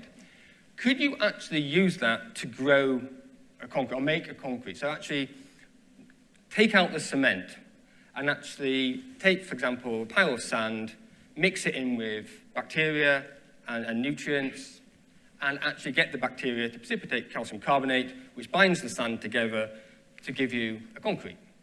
And we've said, well, I don't know, let's give it a go and see what happens. And the first thing to know is that it wasn't straightforward. Certainly what you can't do is just add bacteria, calcium, sand into a bucket, mix it all up, and expect it to work. It just doesn't work. That's not going to work. It's unfortunate. It would be nice if it did, but it doesn't. And what we've got to recognize, actually, that bacteria exhibit a tolerance to calcium, which means that, you know, we've got sand, and we know we can do particle packing models. We know how much calcium carbonate we need to bind that sand together. And to get enough calcium in there, to get enough calcium carbonate to bind the sand together, you need to add an awful lot of calcium. But that is too toxic to the bacteria. They just can't cope. We can't do that. And it partly, perhaps that comes down to why do bacteria precipitate calcite anyway? And it's possibly actually a defense mechanism. Actually, they possibly do it to unpollute their environment. So they're in an environment, there's lots of calcium around, it's too much, and they precipitate calcium carbonate just to make it more tolerable for them. So that obviously, but lots of calcium in, they just can't cope, they perish. If you keep the calcium concentration within the tolerable range, yes, they produce calcium carbonate, but they don't produce enough to bind the aggregates together. So this, for example, shows a typical sand particle, about 4 millimeters in size, and we've got bacteria producing calcium carbonate on the surface of the sand. And you might think, it depends where you want to come from this. As a scientist, you might go, oh, wow, that's amazing. Look how much calcium carbonate you've got. As an engineer, I go, look at all this space that hasn't been filled by the calcium carbonate. It's no good. So we have to find a way in which we can produce enough calcium carbonate to fill the pores. And the only way you can really realistically do that is to have some kind of what we call a bioreactor, essentially, where we continuously pump bacteria and nutrients into the sample and out and back in, and keeping it always within a tolerable range so that the bacteria do not perish. And we end up with something, for example, like this, which is quite good, actually, as a starting point after only a few months. And again, just demonstrating that the calcium, that the binding material here has been produced by bacteria. It's not a normal chemical process, it's a biochemical process. So, yeah, that's really me to finish off. So just to conclude, I think I'll read it from here. We've shown that bacteria-based self-healing concrete, I think, is a reliable, and I think it's certainly a useful technology for maintaining the durability and resilience of infrastructure. We've solved a lot of fundamental and application-related challenges to it, and I think we're going to look forward to a future world in which actually bacteria are going to be routinely added to concrete as a means of providing self-healing and possibly even as a cement. And as the other point of it is, as multidisciplinary research between concrete technologists and microbiologists, it's a lot of fun doing it as well. Okay, thank you. Thank you. So do we have any questions for Kevin?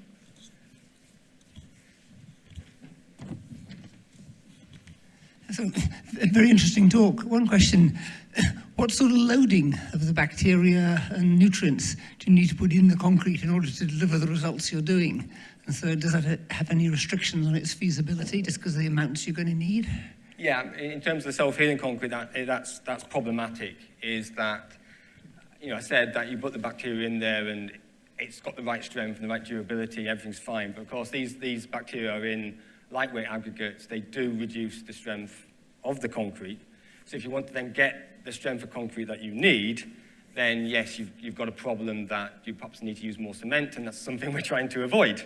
So you've got to get that right. And we've looked at life cycle analysis of these. Actually, I haven't presented the results, but I actually show at what point it doesn't work, and where it does work, and how much you can use. And the other point is the nutrients. At the moment we use yeast extract, and there are things within yeast extract which do delay the setting of the cement. And that's also problematical because that's something that industry doesn't want. They want their concrete to set quicker, not more slowly. So there are other practical issues that we are resolving and trying to sort out. But it's a very good question. Yeah. There's one right at the back. Oh yeah, it's a long run, yeah.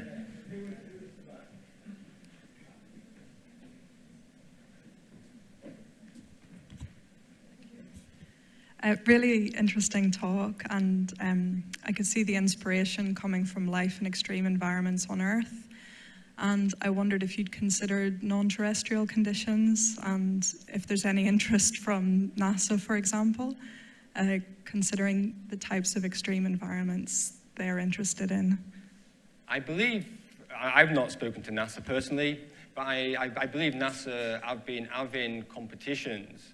And there are some American universities that have been winning those competitions to try and show that they can use bacteria to make concrete, not the self-healing concrete, but actually the production of the concrete in the same way we're doing, because they believe that is one way in which they potentially could bind together marsh and sand to make structures.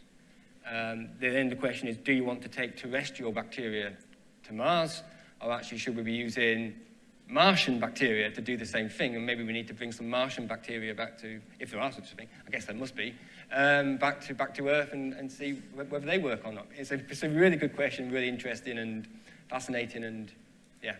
Again, it would be a lot of fun to do it, I think.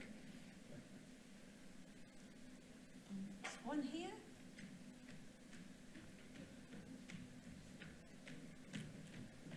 So somebody at the back's going to think of another question next. I was just wondering whether the choice of bacteria, is it one of those kind that produce exopolysaccharide, or what's the mechanism of that healing itself? Does it produce the biofilm that enable it to provide the adhesions? Yeah, I mean, that's a question that you'd have to ask the microbiologists that work with me on. But yes, certainly there is a biofilm that's formed, for sure, and the calcite seems to form within the biofilm.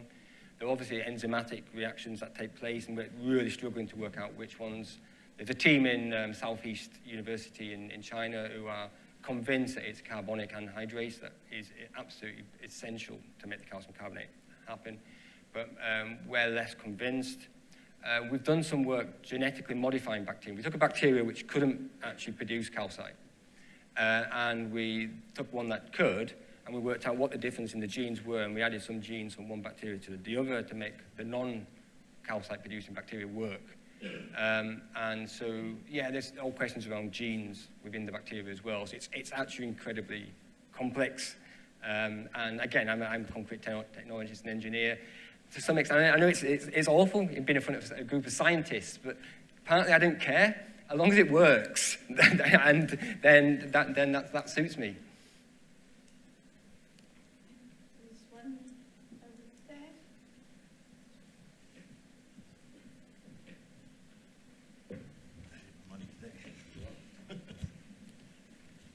Thanks.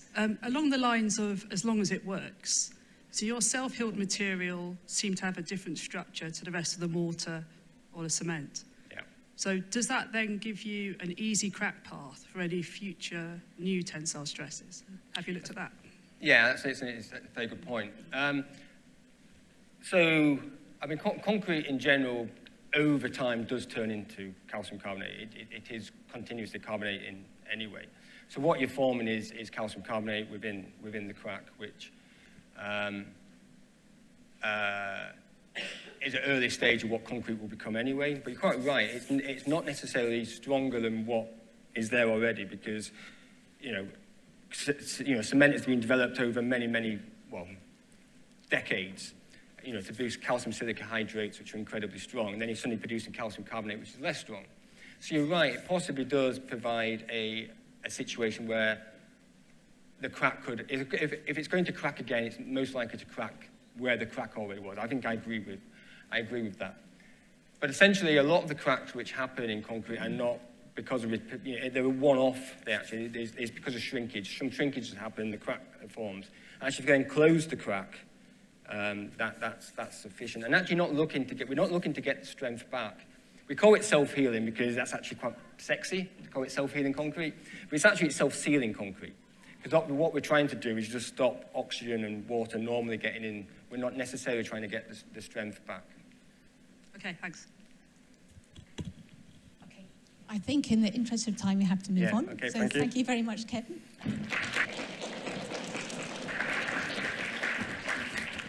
So next, for another kind of change in direction, we have Dr. Boyue Chen, who comes from the School of Design.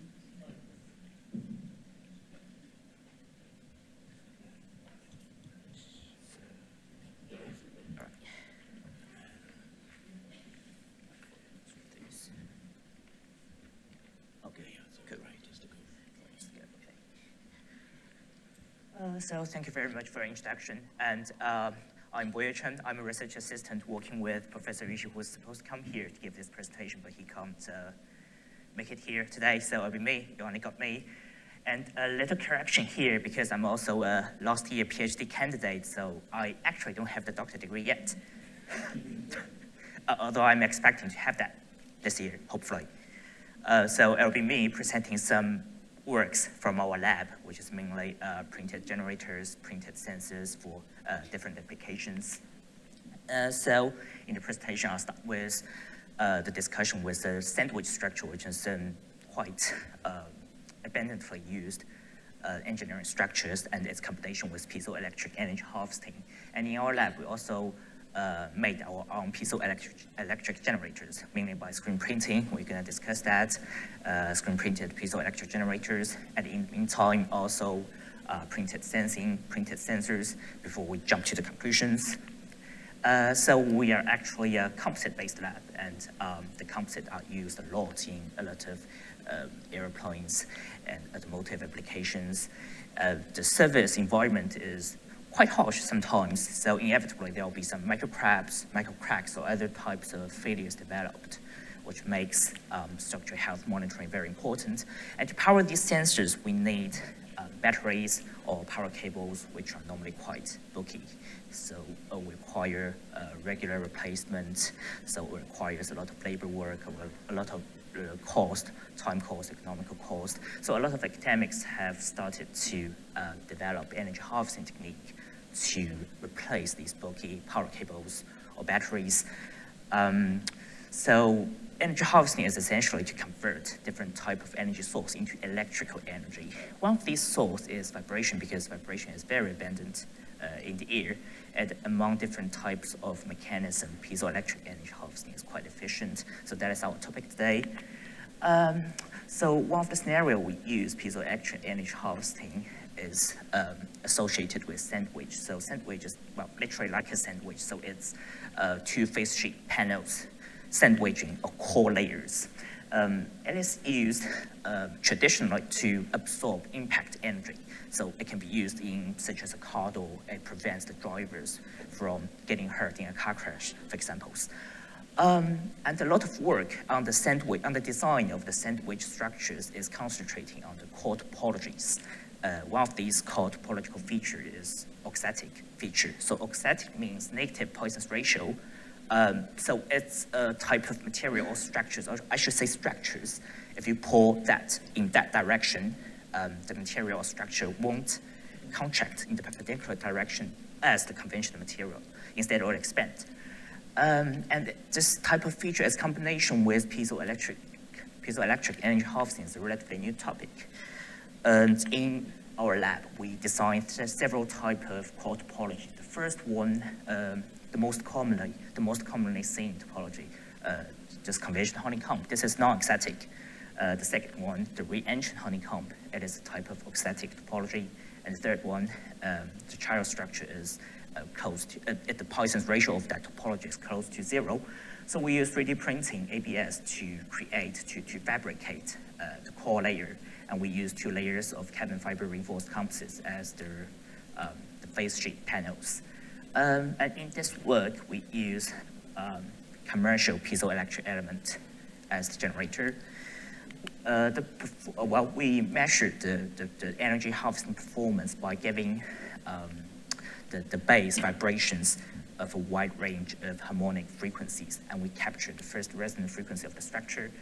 After we capture that, we connect our piezoelectric generators to the external resistors with a wide range of resistance, and we will know the optimum resistance to capture the highest amount of power output. We found that the sandwich with the re-engined honeycomb is giving the highest power output, so we proved the beneficial influence of the auxetic feature. But the auxetic feature is not the only beneficial factor. We also found that the equivalent stiffness of this particular kind of core topology is smaller compared to the other two types of topologies. If you have a smaller stiffness, of course, under the same type of acceleration, under the same magnitude of acceleration, the vibrational response is higher. So you have a higher output. And we also found in the experiment that the damping ratio at the first resonant mode is also smaller. This is also quite beneficial in terms of energy harvesting. And apart from the structural design part, we also develop our own piezoelectric generators. We use screen printing a lot. So screen printing is essentially, it's an additive manufacture technique. It involved the use of a screen which is essentially a mask. So you got a layer of mesh with the pattern area left open, and you have the other part of regions covered by a layer of photosensitive emulsion that is cured or hardened by the UV light. So the process is like if you have a rubber screen, just scrape it over the screen. The paste, which is the material you want to print, will pass through the open area and be deposited on the substrate. And in our lab, we can make our own screens. We can, of course, we have a semi-automatic screen printer. We do the printing. And specifically for the development of the generators, we use P.PSS as the electrodes of our piezoelectric generators. And as for the material, the piezoelectric material, it is a composite consisting of the matrix of a type of ferroelectric polymer, PVDF-TRFE.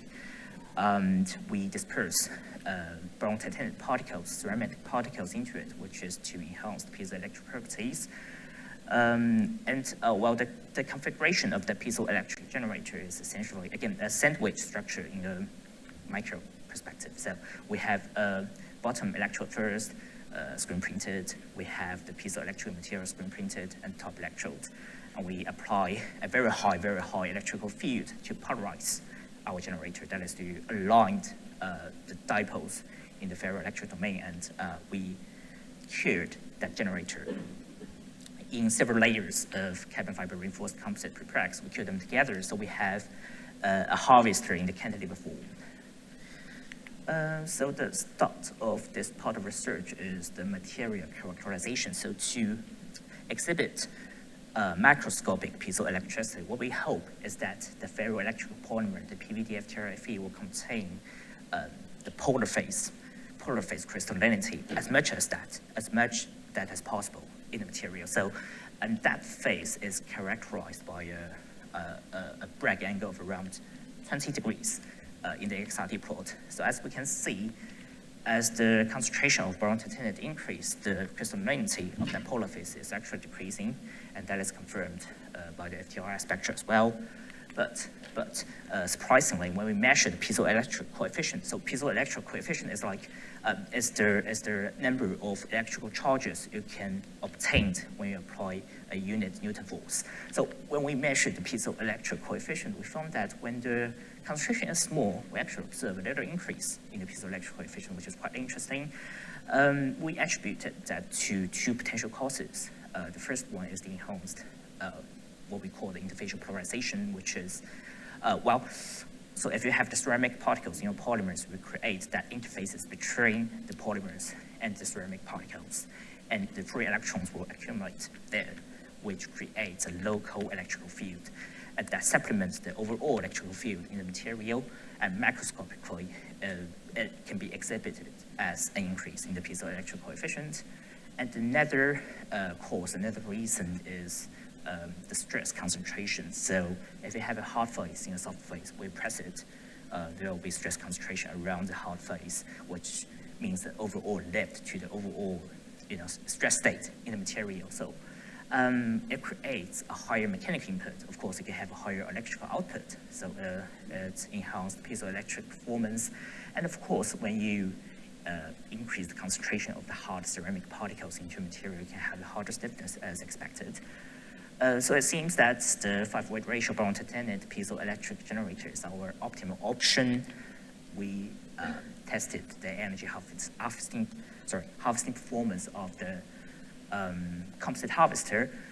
So regardless the substrate we use, the glass fiber reinforced composite on the right, on the left, and carbon fiber reinforced composite on the right, we can always see the piezoelectric generator with 5-weight ratio boron titanium is giving the highest output. In the case of the glass fiber reinforced composite, we can get the largest power of around 2 microwatts, and in the case of carbon fiber reinforced composite, it's around 1.6. And for this study, we actually want to move one step forward, because we are always talking about we can use our harvested energy to do this, to do that, to do this, to do that. But what we can do, so we want to do some demonstration. So in this work, we connect our generator to a power management unit, which consists of a 4-bridge rectifier, a capacitor, so that we can turn, the AC signal, the AC voltage from the generator into DC form, and by a step-down converter, or I should say a buck converter, it can be stabilized. So the stabilized voltage can be sent to a sensor to power it. The sensor we use in this study is the accelerometer. It's the accelerometer we use to measure the acceleration in the energy harvesting test.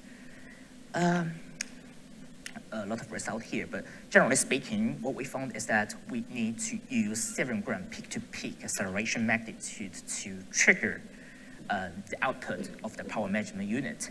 And if we need to charge the capacitor for 47 seconds in order to turn on the output, so that the accelerometer can be powered for 0.34 seconds. I know it doesn't look very effective, but first of all, it's the first demonstration we made.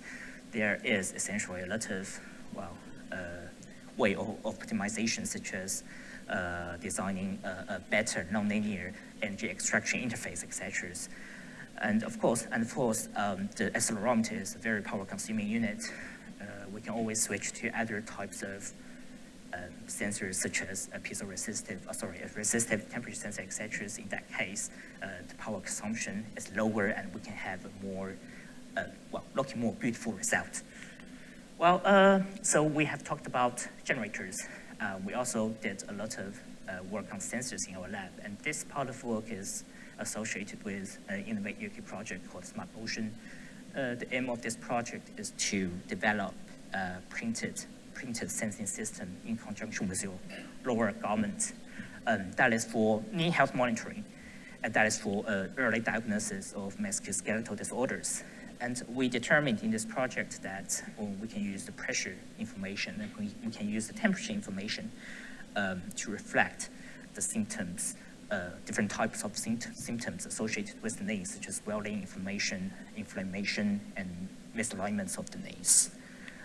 So temperature sensor in our lab, we just use silver paste to print the sensors into the serpentine design. And we found that the higher resolution is beneficial in terms of the temperature sensitivity. And in terms of the pressure sensors, we're trying to use the multi-watt CNT and PDMS, the composite, to be the functional material. But we found that if we attempt to print that composite directly on the severe electrode, the sensitivity is actually not good enough within the small pressure regime that is associated with healthcare application. So we resort to another approach. So what we do, we spin coat the paste, the composite paste, onto sandpapers. After the near-normal peel is off, what we want to do is to have the surface of that functional material to reflect the morphology of the sandpapers. And so in this case, we have a lot of small micro morphology on the surface, and we hope that they can deform significantly under pressure. And in this case, we have a large change in contact resistance when we measure that, and that is a large sensitivity. So the SEM scanning suggests that the functional the functional surface, the surface of the functional materials is actually reflecting the morphology of the sandpaper. So as the great number of the sandpaper getting higher, we can have a finer surface. And the pressure testing results suggest that the sensitivity, the pressure sensitivity is actually getting much, much higher compared to the direct printing approach. And if we have a high resolution, if we use a high resolution sandpapers, the sensitivity is actually getting better. And a little conclusion. So in our lab, generally speaking, we did a lot on energy harvesting from both structural design perspective and generator development perspective, and we print sensors for healthcare applications. And of course, I need to appreciate Innovate UK for support on the project. And thank you very much.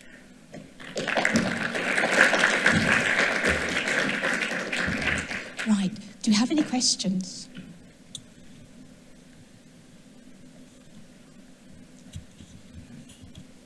So can you say about this bit about the barium titanate and the properties of it? You know, how's it compared with the best you can get and different methods of producing it? Sorry. So you're using barium titanate here, Yeah, aren't you? yes. How does that, the material using which I think you're printing, how does that compare with the quality of material you get other techniques? Oh, you mean by printing or just other material or other inclusions? Yeah, yeah. All right. Actually, we choose barium titanate because, well, practically speaking, it's a material sent by our collaborators, so that's why we choose this material. And of course, we did not compare. We did not choose other material. We did not try other materials. But if we compare to the literatures, well, a lot of research on the literatures, a lot of research on this type of topic is to enhance the crystallinity of the polar phase in PVDF TRFE. But the inclusion they use is normally of nano size, and we use the size we use is around 1 micron. So I don't really think we can compare to them regarding the crystallinity, but still we have some improvement on the performance. So yeah. Any other questions? I'll just ask you a quick one then. So what resolution can you get with this technique as compared with other methods? You mean the screen printing technique? Yes. All right, yeah. Well, it's a lot to talk, actually. Well, the main advantage of using this technique is that the patterning of the sensor or the generator we want is easier than other type of techniques. And we have large potential when using techniques for mass manufacture, because the electronic system is not only consisting of single modules, not only consisting of sensor generators. It should be other modules as well, such as the electrical, the storage element, the electronic interface. So if we use screen printing, all of these modules can be printed step by step. And what we have an existing technique called roll-to-roll printing, and that is quite, I should say, that can be quite convenient for mass manufacture. So that's why essentially we choose this type of technique to fabricate. Were there any limitations in the size of features that you can print? Oh, I mean, would you like to go smaller than you can manage to produce? Or? Oh, yes, it actually depends on a lot of factors, such as well, for example, if we want to print it very small, we can choose very small. We can choose very fine mesh because the thickness, the scale of the system, or the sensor or the generator is really depending on the type of mesh, the mesh density we choose. And of course, it depends on the material, the concentration, etc. It depends on so many factors. Okay, thank you. Any other questions? Then no, let's just thank Boyue again. Okay, and then we have our final speaker for this session. We have Robert Mackay from the School of Physics and Astronomy, and he's telling us about phase field modeling of magnetoelasticity in antiferromagnets.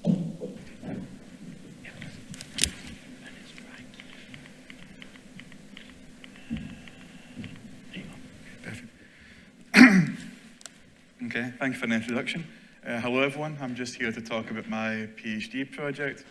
I am a final year PhD student in the writing stage, which as you all know is absolutely fun. And so yeah, hopefully by the end of this you'll come away knowing a bit more about what I do with my project. If not, I will have failed. Okay, so what my project is centered around, I'm just going to give a brief introduction here, is inspired by the field of anti-ferromagnetic spintronics, where we aim to create faster and higher density data storage devices.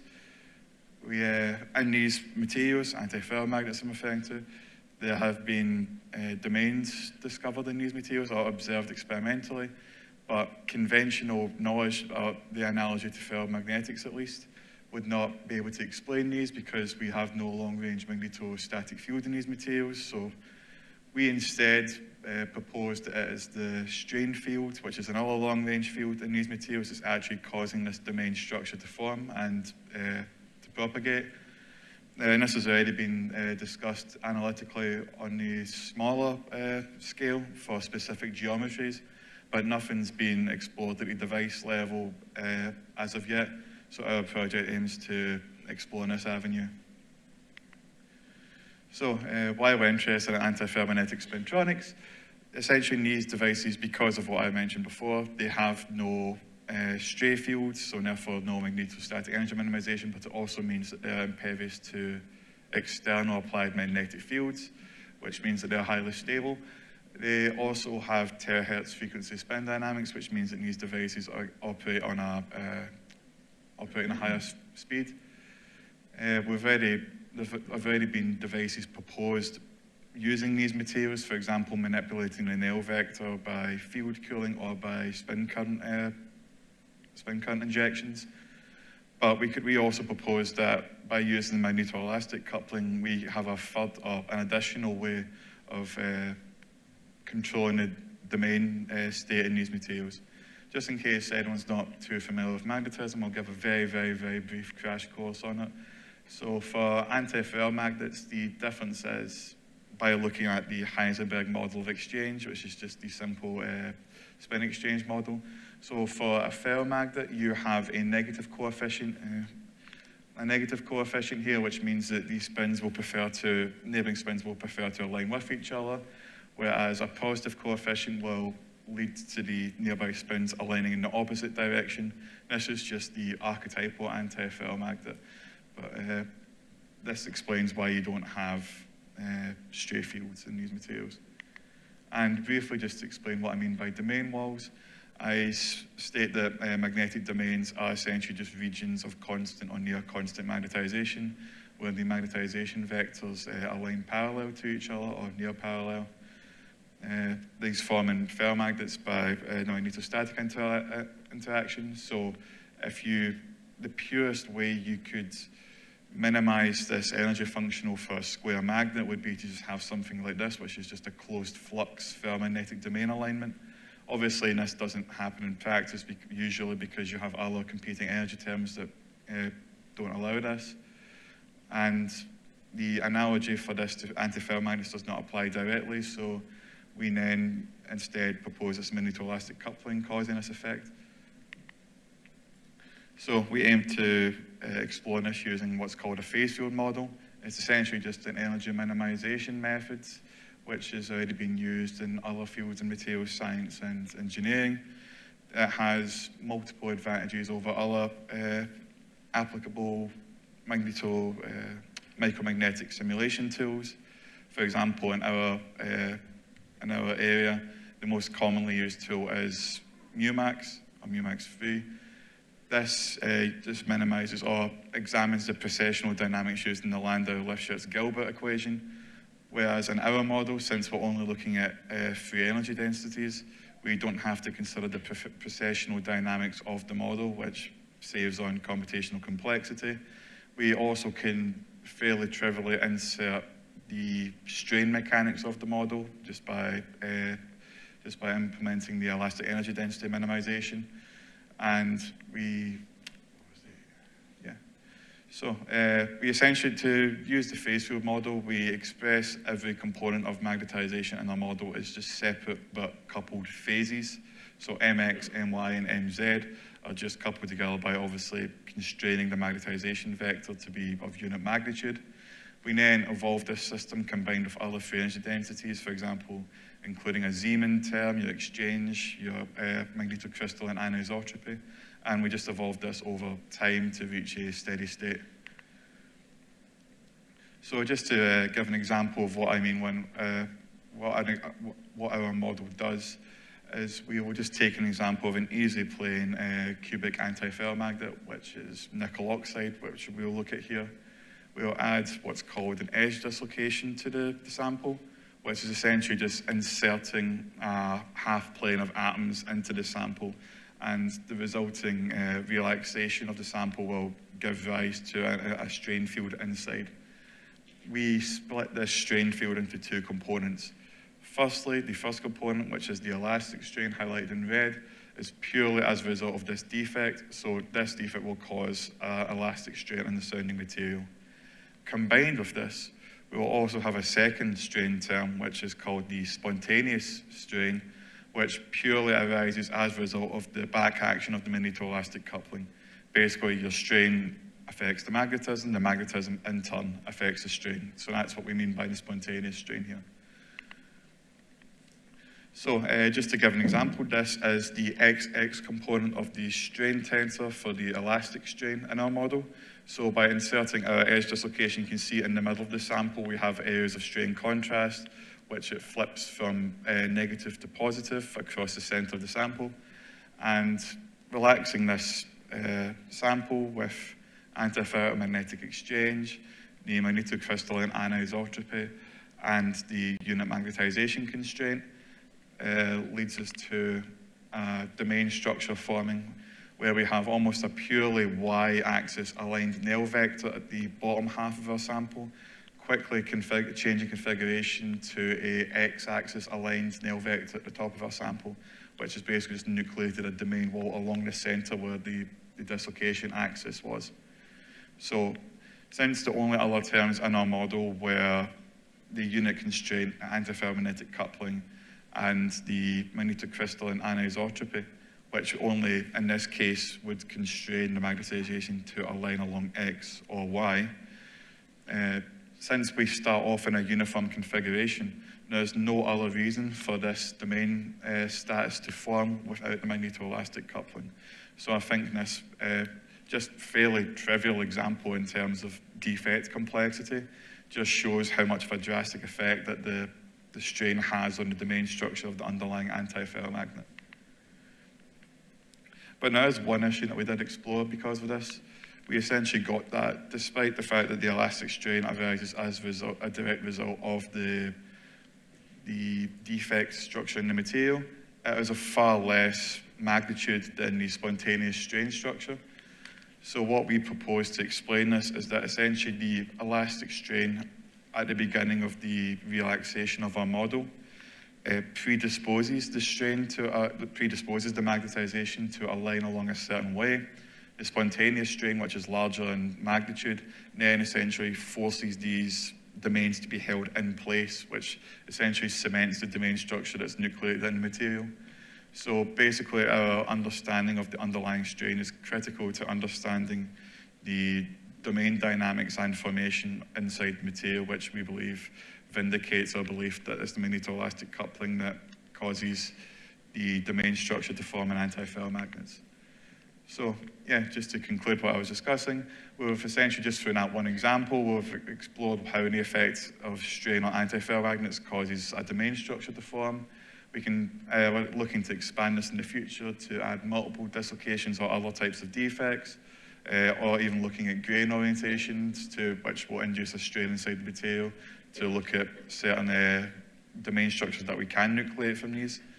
And we could also use this to explain how, by changing the defect structure of the antiferromagnet, we can nucleate certain types of favorable domains for us to explore and use in data storage devices, giving us a new avenue of control over these materials. And yeah, I'd also like to thank these people, and furthermore the Bragg Centre, which is funding my PhD from the start. So yeah, thanks Edmund, Andy, and the others. And yeah, any questions, feel free to ask.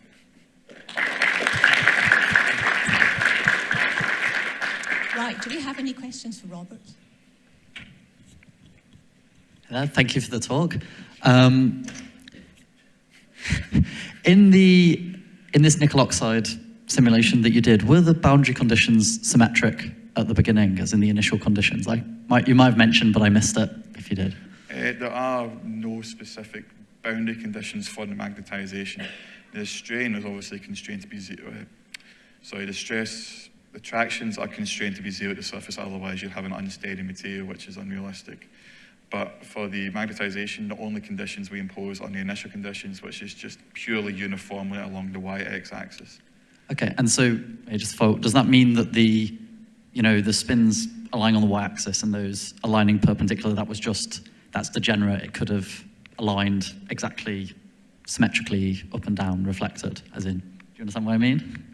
Oh, sorry, so the initial condition was along the x-axis. So okay. It was initially stable along the x-axis, which means that would have been favourable to the anisotropy to begin with, so the only other term that would have caused a differentiation from that would have been the magnetoelastic coupling. Okay, all right, thank you. We have another one here. At the domain walls, won't there be some residual angular momentum? Sorry, could you repeat that? Sorry? The angular momentum cancels out because the spins are paired. But at the domain walls, that pairing will not be exact, I think, which would mean there'll be residual angular momentum terms, which will then contribute to the size of the domains.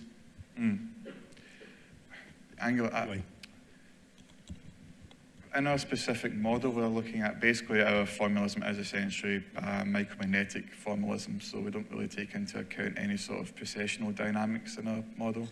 So it's just looking at purely like just the orientation of the Nell vector. So that might possibly be something at a smaller length scale, but we're just looking at these things at a device level, so we don't take into account specifically angular momentum. There's one at the back, Andy.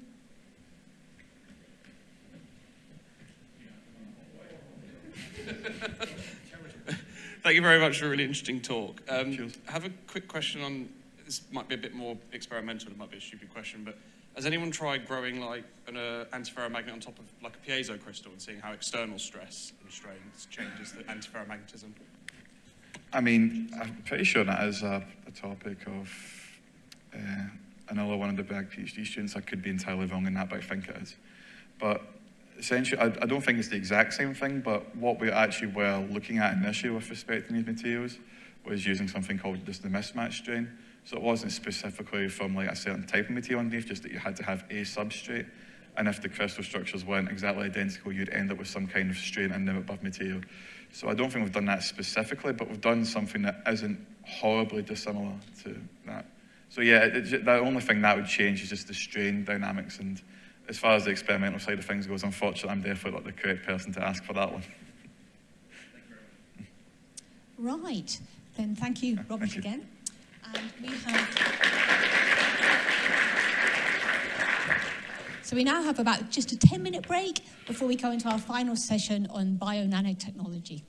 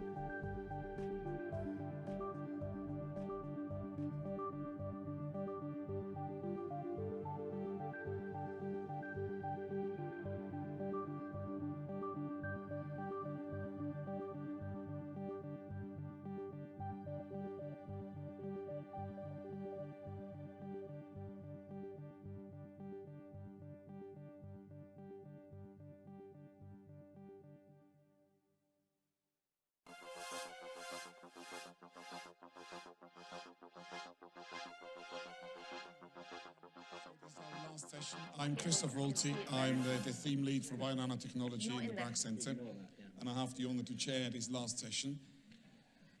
It's a great pleasure to introduce Linda Pravinata. She is on our external advisory board, which is very kind.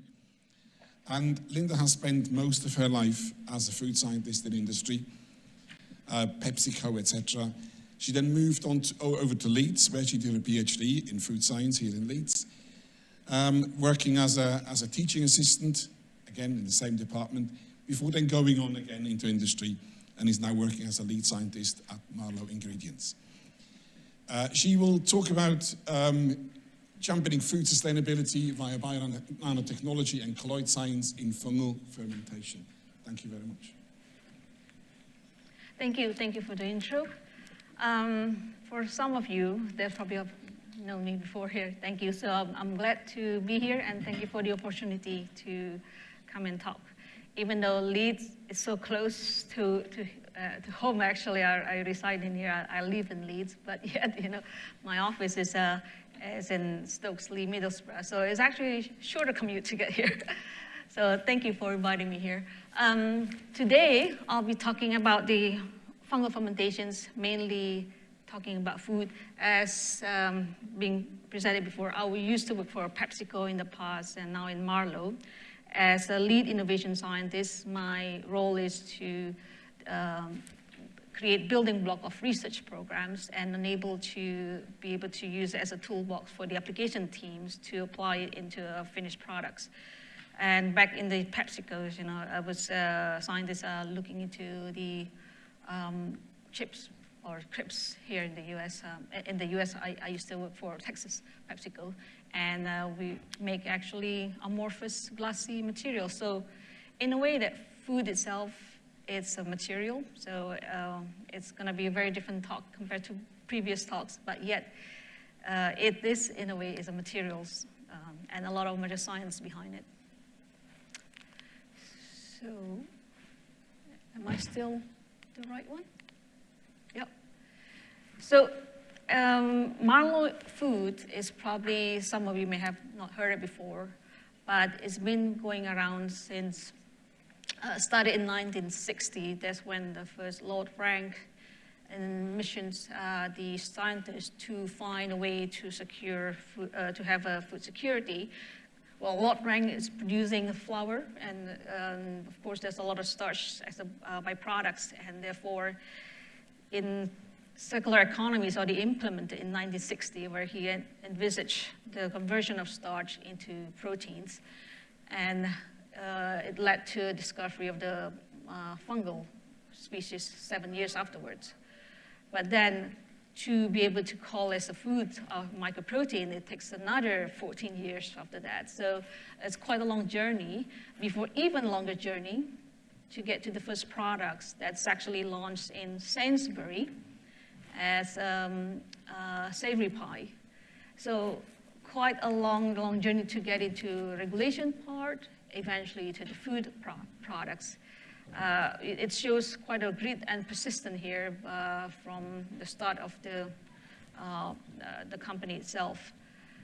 So for those of you who are doing PhD, of course, this is compared to your timeline, is much longer. But that grit, that persistence is still there. And with the current nowadays toolbox, with ChatGPT or wherever it is, it's probably going to shorten the timeline. But yet, the persistence and the grit is always there displayed in the company. And eventually, the company has 5 fermenters by 2021.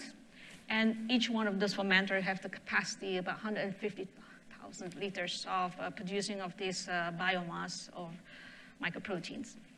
And every hour, each one of the fermenters produce about 2 tons of the biomass per hour, which is equivalent to preventing 4 cows being slaughtered every hour.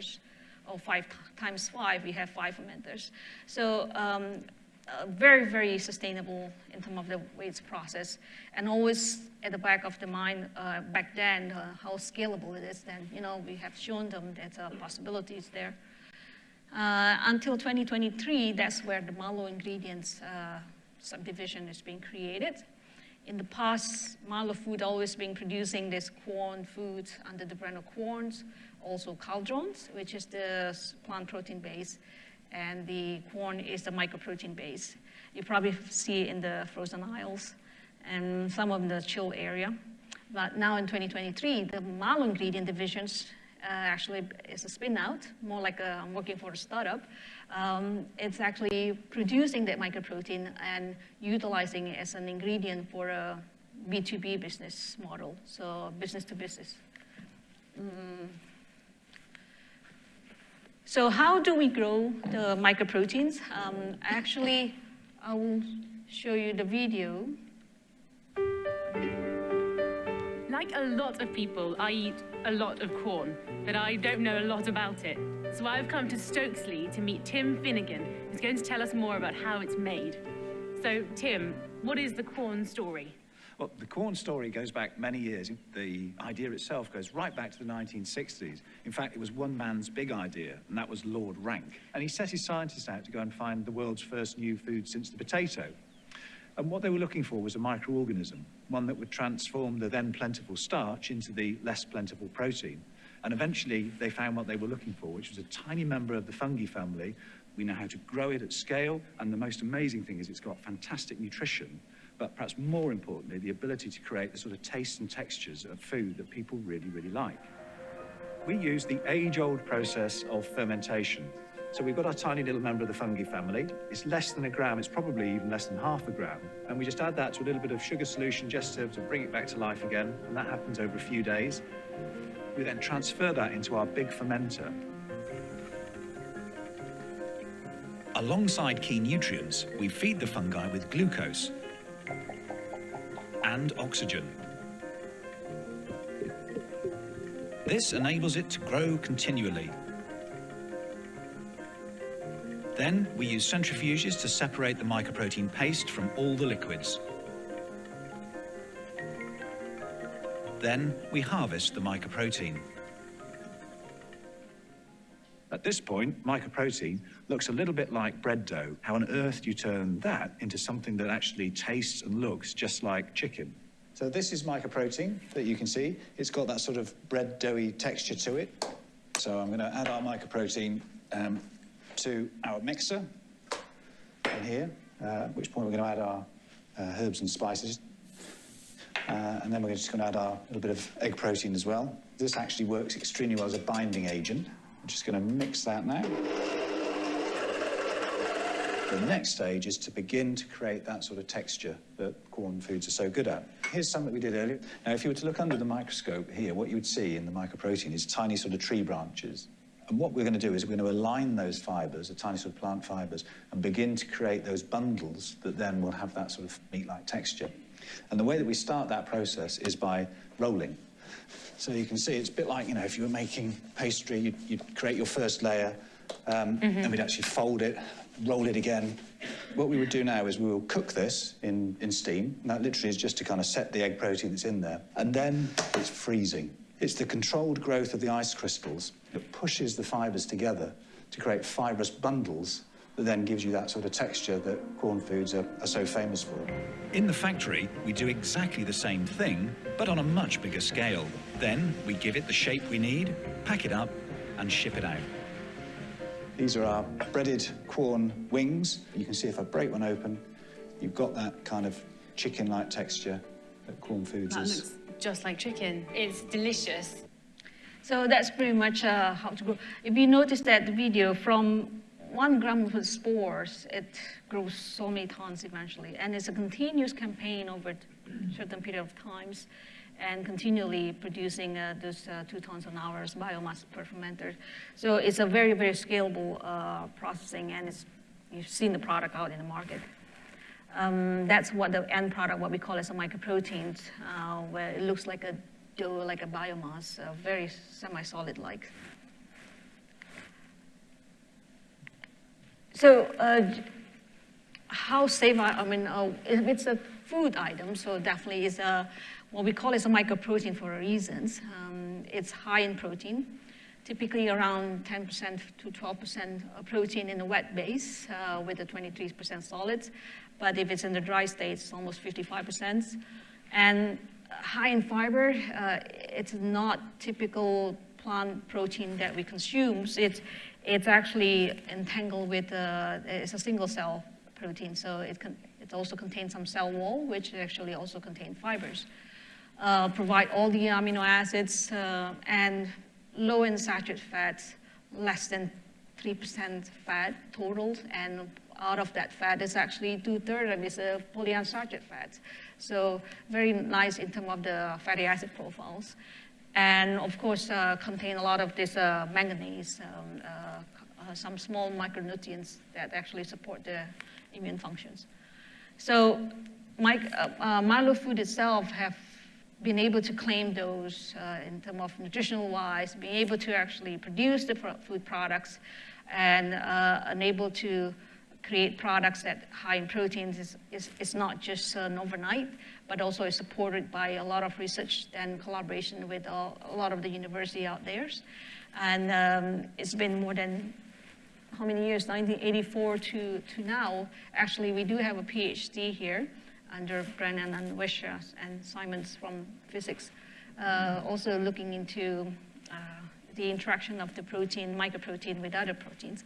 So we have also wider collaboration with, for example, the Nottingham to look into the state of water, what's the state of water, and how to be able to utilize MRI to roadmap the physical state of waters. And some other studies actually related to health as well. For example, the Exeter's involving the sports science department, where looking into the effect of fiber in terms of providing this satiety and prevent hunger, and therefore it could be as a diet base for a new for a weight loss program. So there are many other collaborations out there, and of course a lot more that's going to be opened up in food or non-food arena. So microprotein applications, we can see that there's a lot of application in meat analog for sure. We've seen in chicken, for example, chicken breast, where it's a whole cut muscle that we're aiming for, and also in the pieces itself that's providing convenience where, people could just open up and then chuck it into the stir fry. And some other categories will be in the snacks, looking into the having a bite size, and also deli part. But all this meat analogs itself, the way it's being formulated, for example, in the whole cut muscle, what we're looking at, actually the fibrosity is the most important characteristic, and how to be able to get this fibrosity involving the fibers from the microprotein itself, that deliver the textures. And the part of deli, for example, the deli part, it's utilizing a lot of colloid science to be able to actually formulate how to enable the color to be mimicking the real meat. So how to create this ununiform marblings of ham, for example. Some of the ham, you have the pinkish area, some of them have a more grayish area. So the order of addition, the type of the water-soluble compounds that's added to it, and how to be able to prevent that from migrating to another phase, that also involve a lot of formulation and color science behind it. And the snacks itself, even how to maintain the crunchiness outside, yet you have the inside that actually still bursting out the juiciness at the same time. So you want to prevent all this migration of the water to actually soften the whole bowl. And of course, the usage of air fryer helped to maintain that crispiness on the outside. So a lot of transport phenomena actually is going on within a single food. And I want to focus on the fibrosity itself. And when it comes to fibrosity, our goal is always mimicking the real meats. And if we look at the architect of real meats, there's a lot of hierarchy in terms of the way muscles is being formed. The active ectomycins, the proteins in the meat, forming these myofibrils, and then eventually it's also being bundled and further bundled and bundled all the way until it becomes muscle fibers. The protein itself is around 20 to 25% protein, so it's quite high. And the moisture is typical 75%, which is quite similar to our biomass. We have typical solids around 23 to 25%, so it's comparable. But the protein is not there yet. So other than that, also the addition of fat being incorporated into the food. If you look at the chicken breast, it's not much fat itself, and some of the fat is actually being entrapped either in the intestinal, intermuscular part of the meat, or it could be abundantly located somewhere in the outside. So therefore, to be able to mimic real meat, not just ingredient itself, but also the way it's being formulated, the way it's being added, at what point during the processing step, and the type of the processing that enable to create that fibrosity. Now, to understand the ingredient itself, mycoproteins, it actually consists of, like I say, it's a single cell, but the protein could be located either stuck in the membranes, or some of them could also be in the surface. It's called manoproteins. It's not only just proteins, it also contains the fibers, and those fibers are chitins and also beta-glucans, 1316, and then some ergostol in there as well. But mainly, it's such an entangled system, very complicated. That's what it looks like, the hyphae network. It's a single cell that we're actually consuming that form the fibers. And because of the nature of the way it's being produced and harvested, we do see either the variation that's occurring naturally, the hyphae length would also impact the way it's actually being, the rheological aspect of that. So either the hyphae could be in the short form, or it could be also much, much longer, but it affects how it's actually being processed in the future, afterwards. So, but the rheological properties is actually telling us that we wanted to have such a long hyphae when it comes to making it to chicken biomass. But then, when it comes to the properties of processing it and mixing it, therefore it's require a lot more torque, a lot more moment to be able to process it. So how do we make from mycoproteins into a chicken analog in terms of pieces, for example? And we have the biomass to start out with, and then mixing itself, adding some minor ingredients, which is at least we have what we call it, we add some secondary proteins as a binder.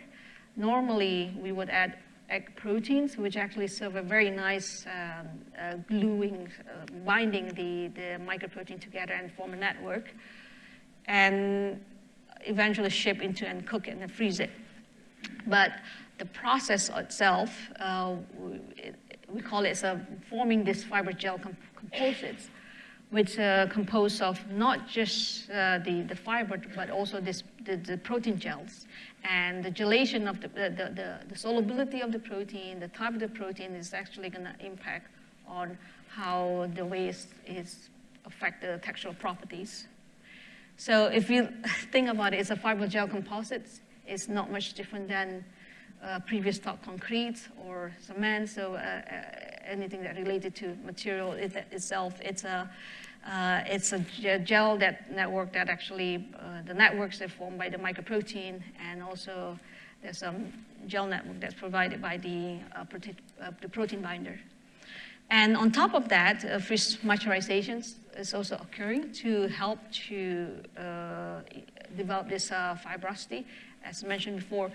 If you look at here, the one on the left picture is a fresh paste before it's been frozen. And after it's being fish texturized, usually we have a mandate of 2 weeks of fish texturization timeline, and it would actually help to create this ice crystal and eventually push the hyphae and thicken it up. Because if comparing to other fibers, soy fiber, chicken fiber. They're larger scale compared to mycoprotein. But when it's bundled up, it forms into much thicker bundles. So ingredients and then followed by processing, it helped to develop that fibrosity. Now the new applications also apply into cheese or dairy products. In terms of challenges in making vegan cheese especially, it's always coming into whether or not it's sliceable, whether or not it's meltable. When you put into the pizza topping, how is the oil release behaving? And are they gradable, especially when it's going to have to be produced massively in the production lines, you know. If it's not gradable, if it's not sliceable, then that's going to be a bottleneck in the processing line. And eating cheese itself, we see the market gap in terms of the nutritional value. A lot of time when we eat cheese, we feel less guilty about it because we know they're high in protein, blah, blah. But is it really? When it comes to eating cheddar, for example, the third line, it is quite high in fat, and protein is also pretty high, which is actually a good contribution of the nutritional profile, but yet also it contributing a lot of fat. And make a lighter version of it, or even the vegan version of it, it doesn't always add up into making a better nutritional profile. Especially nowadays, this vegan cheddar, for example, a lot of them are formulated using starch-based, so not much protein contents initially. But we see this gap in terms of nutritional values, and therefore incorporating mycoprotein enable to actually boost up the protein content, lower the fat, although some of the fats has to be incorporated for the textural purposes, but also increasing the fiber, which you don't seem to have it when you have some cheese, which is actually a good combination of that. In terms of forming into this vegan cheese, so we have, this is the microstructure of looking into formula of hard cheese versus soft cheese. So the way it's being formed into emulsions, but also the emulsion itself is being stabilized with the aqueous phase by using either starch, which is high in amylopectin, or high in amylose. And hard cheese is actually, this is actually an SEM in the cross sections of the cheese itself. And if you look at the cross sections, all those red dots, they are the mycoproteins. And some of the big chunks of the droplet, they are the fats. The one on the left is a hard cheese. It's formulated with a high starch, in terms of high in amylose, which is actually less degree of branchings. And also it's formulated with a lot more mycoprotein level and smaller hyphae length. And therefore you can pack a lot more of the hyphae in there that help to immobilize the matrix and eventually create these harder textures. But at the same time, we noticed that at the interface of the surface of the droplets, there seems to be some hairy regions that actually help to, that actually interact with the network, with the bulk phase. So that's what provides the rigidity as well. Versus soft cheese is formulated with less mycoprotein, but a lot higher solids. And also, it's actually formulated with a higher degree of branching, which is amylopectins, base of starch. And therefore, the interesting part is that at the droplet surface, you don't see a lot of this, again, interactions within the starch and the droplet.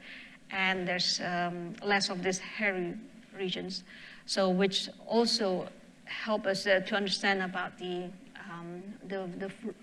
melting properties and the way it's actually melted, depending on the droplet size, depending on the structure of the network itself on the aqueous phase.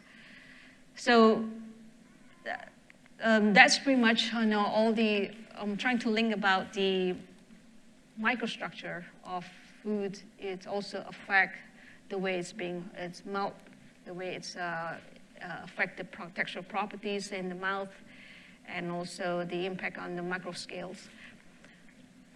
Yep, so I just want to say that microprotein itself, if you can see that the way it's being processed is very sustainable and highly nutritious and also very versatile. It could be implemented into quite a lot of applications that we actually tried in many other functions as well. Mm-hmm.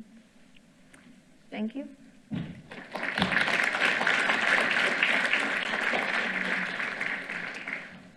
Thank you very much. Any questions from the audience? It's only halfway up, Andy. It's not too bad.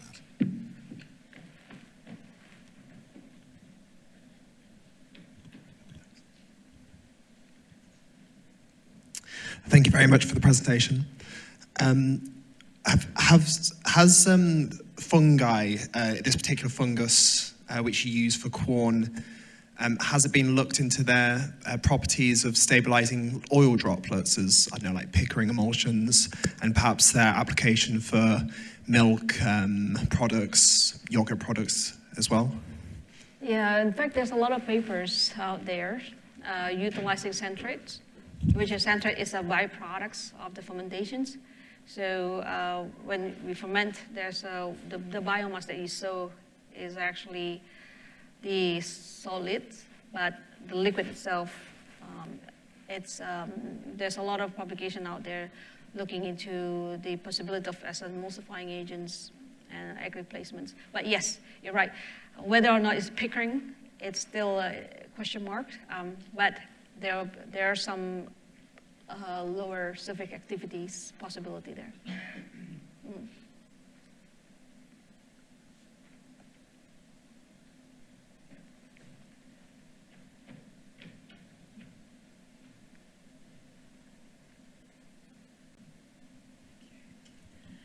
That was a really interesting talk, thank you. I wondered if you could say a little bit more about the mycoprotein at the single protein level. Should we think about this as a collection of different proteins? Yes. And is it possible to identify maybe the abundance of those proteins and perhaps solve structures for them in the sort of traditional structural biology way? Yeah, you're right. It's abundant type of protein. And I think there's a lot of database in terms of the fungal protein library itself, a lot more in the human protein. So we have done some proteomics data, we have that, but also there's still a lot of unknown type of proteins. Mm-hmm. And we've looked into as well whether they're, what's the state of, what the impact of the processing to this protein, and also looking into whether or not those variations happening when it's come to metabolic pathway is going to be different when it's also affected by the whole campaigns of the periods. Yeah. But you're right, whether it's going to be making a difference in the structuring and resolving the problem. I think always the key is for us is a challenge to be able to maintain the same qualities of the paste. Yeah. We do have time for one more question, if there is any. Well, if not, then maybe I can ask a quick question. In that movie that you showed, the gentleman who was explaining how the process works did say that the freezing is important to get the texture of the food. If you freeze them in different way, quicker, faster, etc., does the texture of the food change? And do you exploit that for making different types of food? Yeah, well, this is the interesting about freeze texturization in microprotein food. Is actually against a textbook that I used to learn when I was back in the food science undergrad. Everything about fast freezing, that you develop small ice crystal, therefore the quality of the product is going to be less degraded, blah, blah, blah. But in the case of forming meat analog, you actually want to have a larger ice crystal and slow freezing, and therefore you have this big void that actually created and unable to push the hyphae and become a bundles. So it's the other way around. But yes, whether or not we have done that study, that's the PhD Nottingham's also going to look into further onto that. And many aspects of that, not only just free sexualization in the development fibrosity, but also the impact of the hyphae itself, whether or not fusarium or some other things that actually would have different morphology, would have different cell wall compositions, would have effect on the freezings. Yeah. Good. Thank you very much. Well, in that case, thank you again for a wonderful talk. Thank you.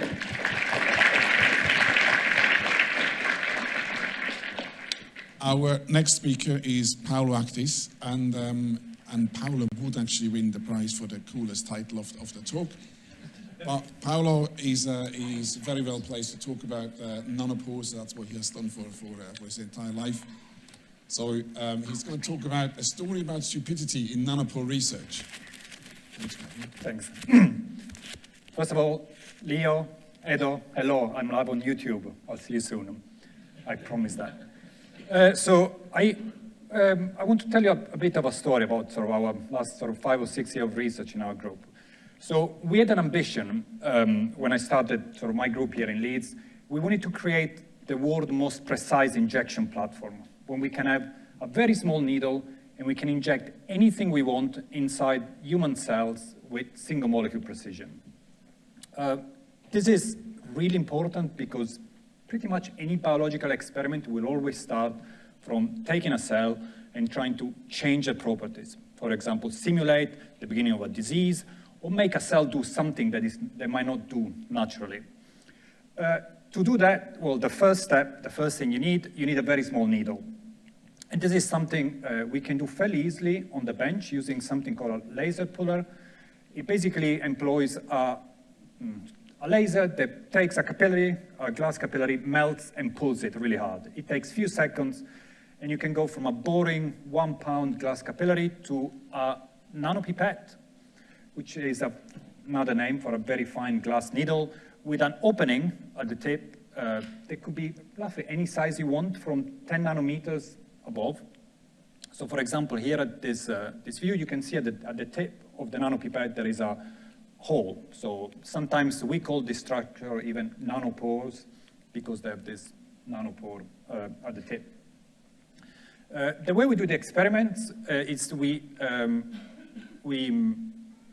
take the nanopipettes and we fill them with an electrolyte solution, imagine just water and salt, and we immerse into, again, another sort of salt solution, same typically water and salt, just to make it conductive. And then we fit 2 electrodes in, one inside the pipette and one outside the pipette in the outer bath, and we connect this to an amplifier that we can use to apply voltages and measure current. So when you apply a voltage, what happens is that ions travel in and out of the nanopore at the tip of the pipette. If we apply a constant voltage, the typical signal that we get is a constant ionic current. But these nanopipettes have got a very interesting properties that they can act as a proximity sensor. So for example, if you apply a constant voltage and you measure the current, and then you approach the pipette to any surface, the magnitude of this current will drop. And the drop depends on the distance between the tip of your pipette and your surface. If you then integrate the signal within a manipulator that can move the nanopipette in the 3 dimensions, using, for example, piezoelectric manipulators, then you can scan surfaces and you can reconstruct the topography of generally surfaces in liquid. This works on in liquid, and this is the base for one class, basically not very famous, of scanning probe microscopy that is called scanning ion conductance microscopy, or SICM in short. And we do have this available in Bragg, so if any of you want to use it, you can just get in touch with me. And what you can do with this, so the key application of this type of scanning probe microscopy is being to image living cells, because it only works in solution and it requires an electrolyte bath. It's ideal conditions for living cells.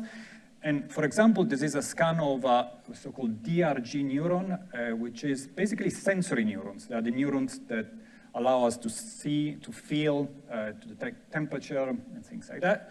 And we can create this type of images. You can see a scale by here. This is the cell body of a neuron. And the colors, you can see in this image, they're not just there to make the image pretty, but they actually mean distance. So when you see this yellowish color, it means high, and this reddish is low. And so these techniques allows you really to image, this was a living neuron, you can see all the intricate processes and all the connections between neurons. The second important properties of these nanopipettes, they can act as single molecule sensors. So again, we got our setup. Let's say we apply a constant voltage, but in this case, we place some molecules inside the nanopipette. This could be, in principle, any molecule. For simplicity, let's just think about a piece of DNA.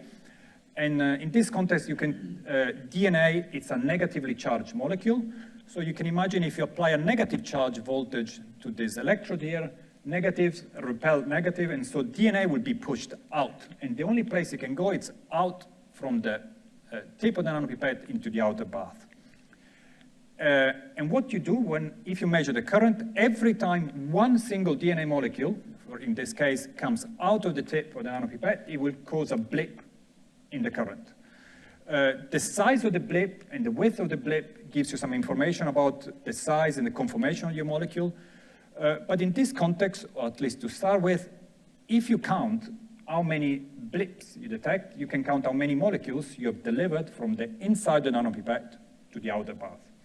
And then if I put the two things together, the sort of SICM approach and the single molecule approach, we do have pretty much the complete system, because we have a very small needle that can be precisely positioned in and around cells, so we can put it inside a cell, and then using a voltage, we can trigger the delivery of virtually any molecule, and every time a molecule comes out of the tip into the cytoplasm, we get a blip, and we can count them. And that's basically what we did. This is a trace, and you can see these are real blips. So this was for about 60 seconds, so we can count there are about 100 single molecule events. One of the most boring things you can do in biology that might be not very obvious to, let's say, to the layperson is that you can take the gene from a jellyfish and inject that into a human cell, so then the cell turns bright green. This is done routinely every day, possibly in any biology lab, in any undergrad lab, and it's really boring. But, and yes, we do that regularly. This is sort of the other word for this sort of GFP plasmid non-injection. So the plasmid is this bit of DNA that makes the cell produce this protein that is the fluorescence green. So GFP stands for green fluorescent protein. And this is very useful for us because if this process works, then we can take a picture of our cells. We can take a fluorescent micrograph of the cells, and if it worked, the cells should be green. And indeed, we're green. This, again, is another of these DRG neurons, so it's a sensory neuron. And indeed, we can inject, count, and cell is happy, and it can, we can impart sort of a new functionality to the cell. So, for example, in this case, we turn it bright green. Why not? But then we say, well, can we do something else? Can we inject not just DNA, can we do proteins? And can we do some, not just in the cell, but can we go inside the nucleus? So we went inside the nucleus, and we injected this other protein, again, it's a model system called beta-galactosidase. It's an enzyme. And then we inject it for a very long time because we wanted to have a lot of enzyme in there so it would be easier for us to detect. And we got all these blips in the current, very happy to see. But at the same time, we started worrying a bit because this is the signal measured inside the nucleus of a living cell. But if you do the same measurement in just aqueous condition, so outside of the cell, we will get no blips whatsoever, or maybe one per minute, but will not detect anything at all. This is when sort of the alarm bells start ringing. What are we measuring? Are these real blips, or is this some false positives, some noise? And so we stopped everything, and we sort of asked ourselves the question, what is special about the intracellular environment, so the environment inside the cell, that might make plausible to see these sort of very large single molecule events? So we stepped back and we went back to our a simpler model system. Rather than protein, we went back to our DNA, to our plasmid that we know can be detected even outside the cell. And we said, well, let's try to check if everything is fine. You can see possibly some blips here.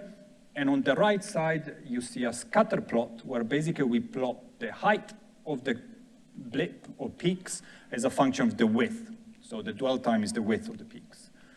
So what's special about the intracellular environment? We say, well, there are lots of things in there, so it must be very viscous, right? So let's try to add some glycerol, so something that can increase the viscosity of the solution, because maybe that's the reason why we see this enhanced signal. And we didn't see anything. So basically the signal was the same. And then we thought to ourselves, why not take the world's most used laxative and use that to add in the outer bath to see if we make any difference? Well, we did that, but we were not thinking about the laxative. Actually, the world's most used laxative is something that most of us use every day in our research. It's called polyethylene glycol. It's a polymer, hydrophilic polymer, used possibly from food formulations to additive in vaccine. So all of us, we've been injected with PEG, possibly, if you got your vaccine, your COVID vaccine. But in the context of biology, PEG is used as something called a crowding agent. So it's something that can recreate the crowding inside of the cell. And so we discussed with sort of the colleagues of mine of Chalmers, said like, well, let's do like a 1 or 2% solution of PEG in water, because that should be enough. And he was like, no, that's not enough. Let's put 50%. And I told him, like, no, it's stupid. Don't do that. It's too much. It will clog. It will make a mess. It will be a gel that will never work. Don't do that. And that was a big problem, because I was already biased against experiment, and you should never do that. I think it was a lesson that I've learned. Do the experiment and then interpret the data. Do not create some pre-ideas about the possible outcome. And luckily, he didn't listen to me, and he did this sort of 50% solution, and this is what we got. So we got this massive enhancement in signal.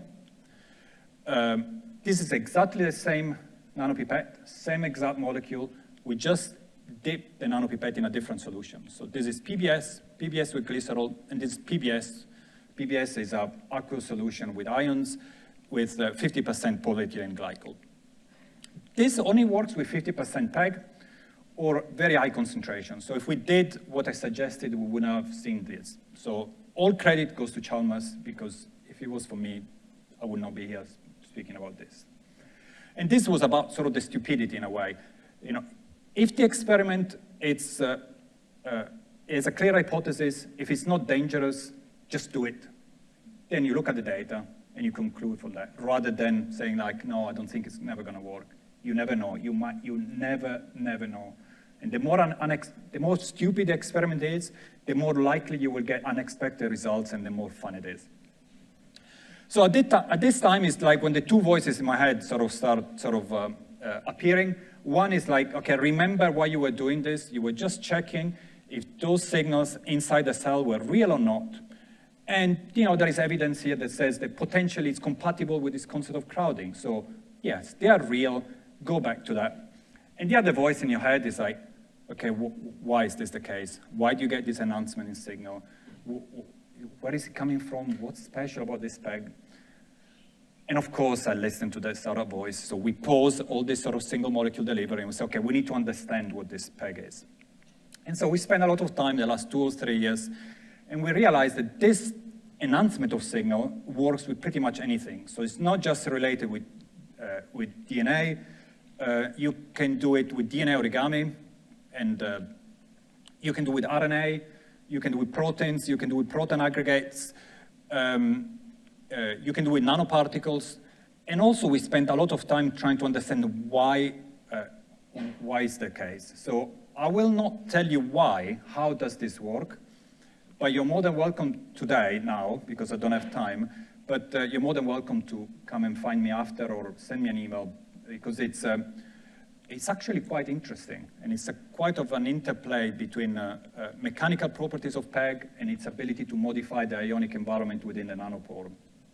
But what I want to tell you today is some of the application in material science, and so how we can use this 50% PEG to make the invisible visible. So, for example, here we took like a nanopipette with about 100 nanometer pore at the tip, and we fill it with spherical gold nanoparticles, about 20 nanometer in size, immersed in just a KCl bath, so just water and salt, without any PEG.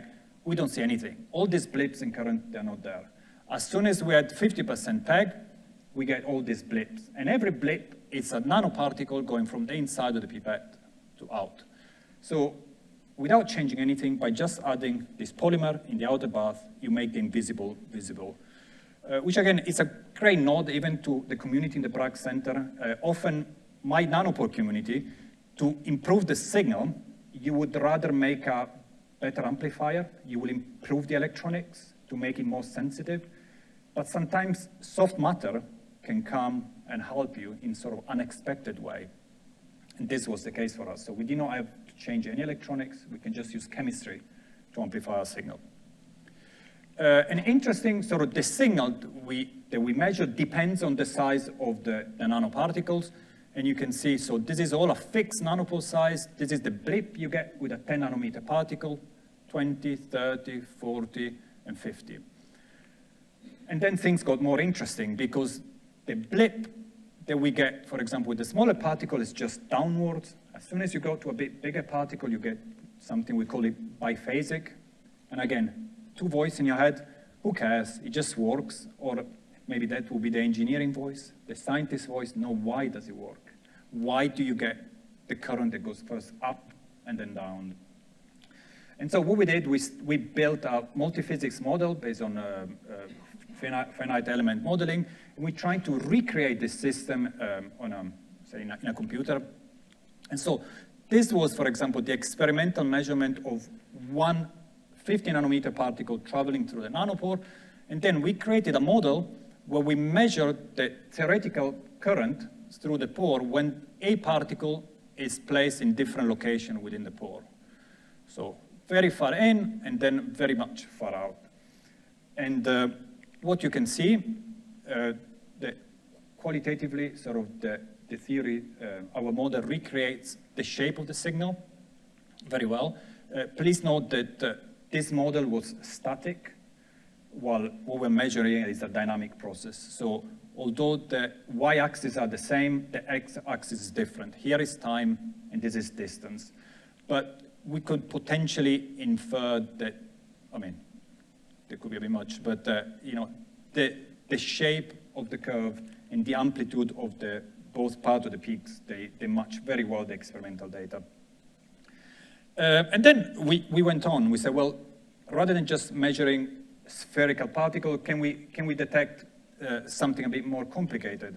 And so we collaborated with Pietro Strobbia's group in University of Cincinnati in the US, who makes this very interesting sort of gold nanostars. They got very sort of, they are Raman active, they got very interesting photonic properties. And we said, well, what if we mix these nanostars with spherical particles? If you measure these two samples with standard DLS, so the standard technique to analyze nanoparticles, they give you the same signal. They will tell you, yeah, they're roughly 50 nanometers in size.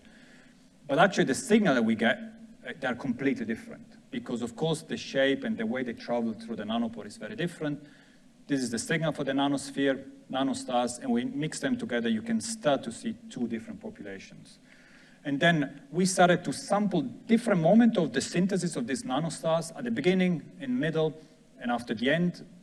And you can see that the signal that we get, they kind of evolve over time. So this is something we'll be working on in trying to understand a bit more how we can use this tool to monitor, for example, the evolution of nanomaterials during synthesis. Also, we worked with colleagues in UT Austin who makes this interesting molecule that, I mean, supramolecular assembly called ProSNAs. They're protein spherical nucleic acid. They can be used as sort of a model vaccine or for drug delivery. It's a protein core with some short nucleic acid functionalized to it. And what you can see that we can get some very specific signal for just the protein core, when we got 22 nucleic acid or 44 nucleic acid, we get very, very clear different signature in our nanopore system. So this PEG enhancement works across a range of nanomaterials and can really help you to characterize and understand the core of the particles and also sort of functional properties. So we submitted this to, and actually this has been accepted for a publication in Small. They even asked us to propose a cover for it, so I just wanted to share it with you. All my co-authors hate it, but I love it and I don't care. I think it's weird, it's wacky, it's got a nod to our Yorkshire heritage, and it's, yeah, it's wonderful. So, yeah, it should appear soon. This is what we imagine the delivery of nanoparticle into PEG, this sort of jelly mess here. I think it's lovely.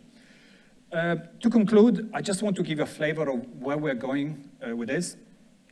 So there is lots of science. We do lots of fun science, wacky experiment, but we interact a lot with companies, and particularly in the UK, there is a company called Oxo Nanopore Technologies that commercialize these type of sensors, and we discussed with them quite a lot about these sort of things, and they love this, and they are really excited to support us to do some work that is compatible with their platform, and they gifted us one of their devices that we make. We just received it last week, so if you want to have a look. This is a nanopore sequencer. It's used to sequence DNA and RNA, and they want to work with us so we can enable other things that we can do. Maybe we can use this to analyze nanoparticles, nanomaterials, proteins, or something else. Or if we want to sequence the DNA of the director of the Bragg Centre, we can do that. And again, science is a highly collaborative project, and it's really fun to work with people from different institutions and different parts of the world. And I just want to thank all the people involved, particularly Chalmers. Thanks for not listening to me, for being like a daring scientist, always trying new experiment. Sam and Fabio and Dimi, they created the multi-physics model. Ila, they did some work with the DNA origami. Gayatri, who's, again, working now on the DNA origami part. In particular, I just want to, a special note to Dylan Charnock, who's a Bragg PhD student, funded by Bragg, who's a computer scientist, and he will use some of his expertise to help us to build AI tools to analyze all this data so we can extract the maximum amount of information. And all the collaborators around the world, and Mark from Oxo Nanopore for the lovely gift. And thank you very much for your attention.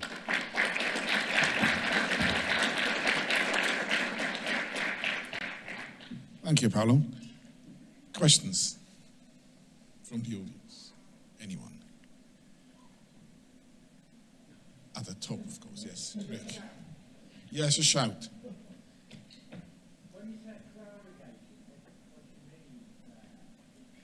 So the question is from Rick, when you say crowding agent, what do you mean?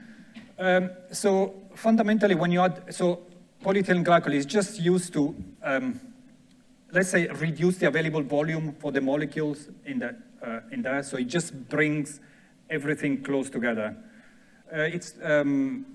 That's what's used in the sort of, that's how PEG is used. But what we discovered that actually it changes completely the ion environment, and the way ions traveled across the pore, it's massively affected by the chemical properties of PEG. Yeah, I think it's Lauren. Really, really great talk. Thank you. I had two questions. When you add the PEG, is it still a liquid solution, or is it such a high concentration? Is it forming a gel? And then probably a really naive question, but what stops the PEG being picked up and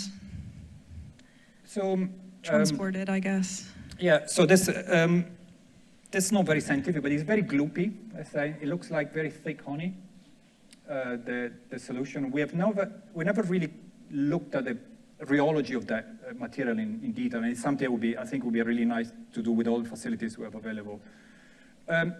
What we think, I mean, your expert, is that at this concentration, it's an entangled net, so I don't think it can be considered as like individual sort of polymers at this sort of 50%, so it should be a hydrogel.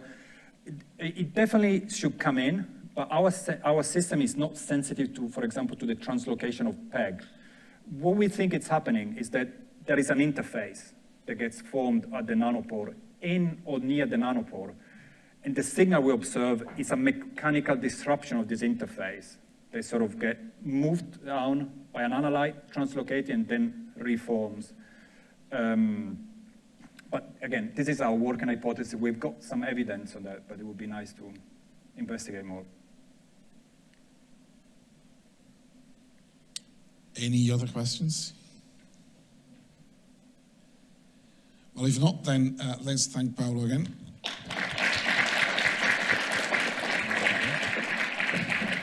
And we move on to our very last speaker, not just of this session, but of the entire Bragg Exchange.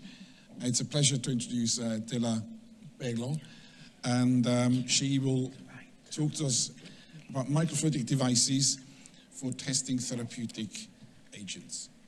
And there was a bit more in the title, but she has changed the title, so that's kind of in a nutshell what she will talk about. Hi everyone, thanks for the introduction. I'm Delanyo from the Paine group, and today I'll talk about modeling the biophysical barriers of cancers for better therapeutics.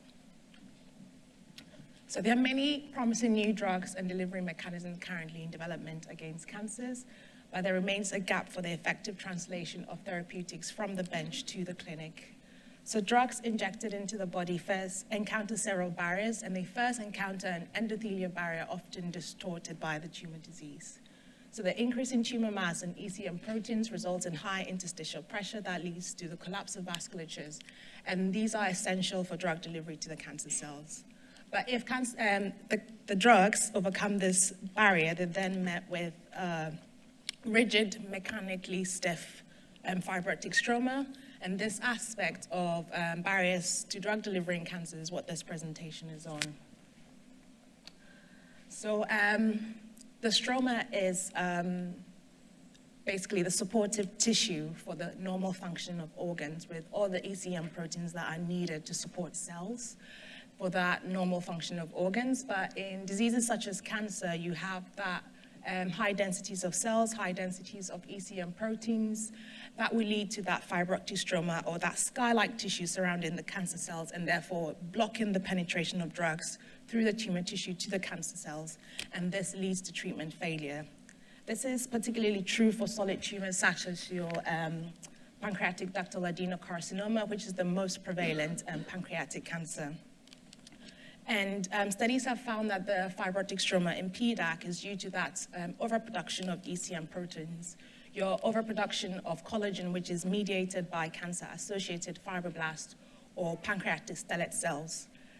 These stellate cells are the main fibroblast cells in the pancreatic tissue, and in the healthy pancreatic tissue, they oversee to that healthy stroma. But in the diseased pancreatic tissue, such as in your PDAC, they oversee to the overproduction of your collagen, for example, and that leads to that scar-like tissue surrounding the cells, and therefore underlying therapeutic resistance. But despite an understanding of this being fundamental, or this being an issue affecting how drugs are delivered to the cells and drug uptake by the cells, there are still limited culture models that recapitulate this aspect of the disease for better therapeutics.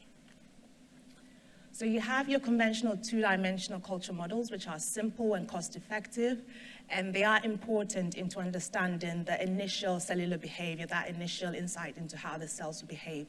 However, they lack that 3D complexity that you see in the tumor tissue, or just in general in all tissues.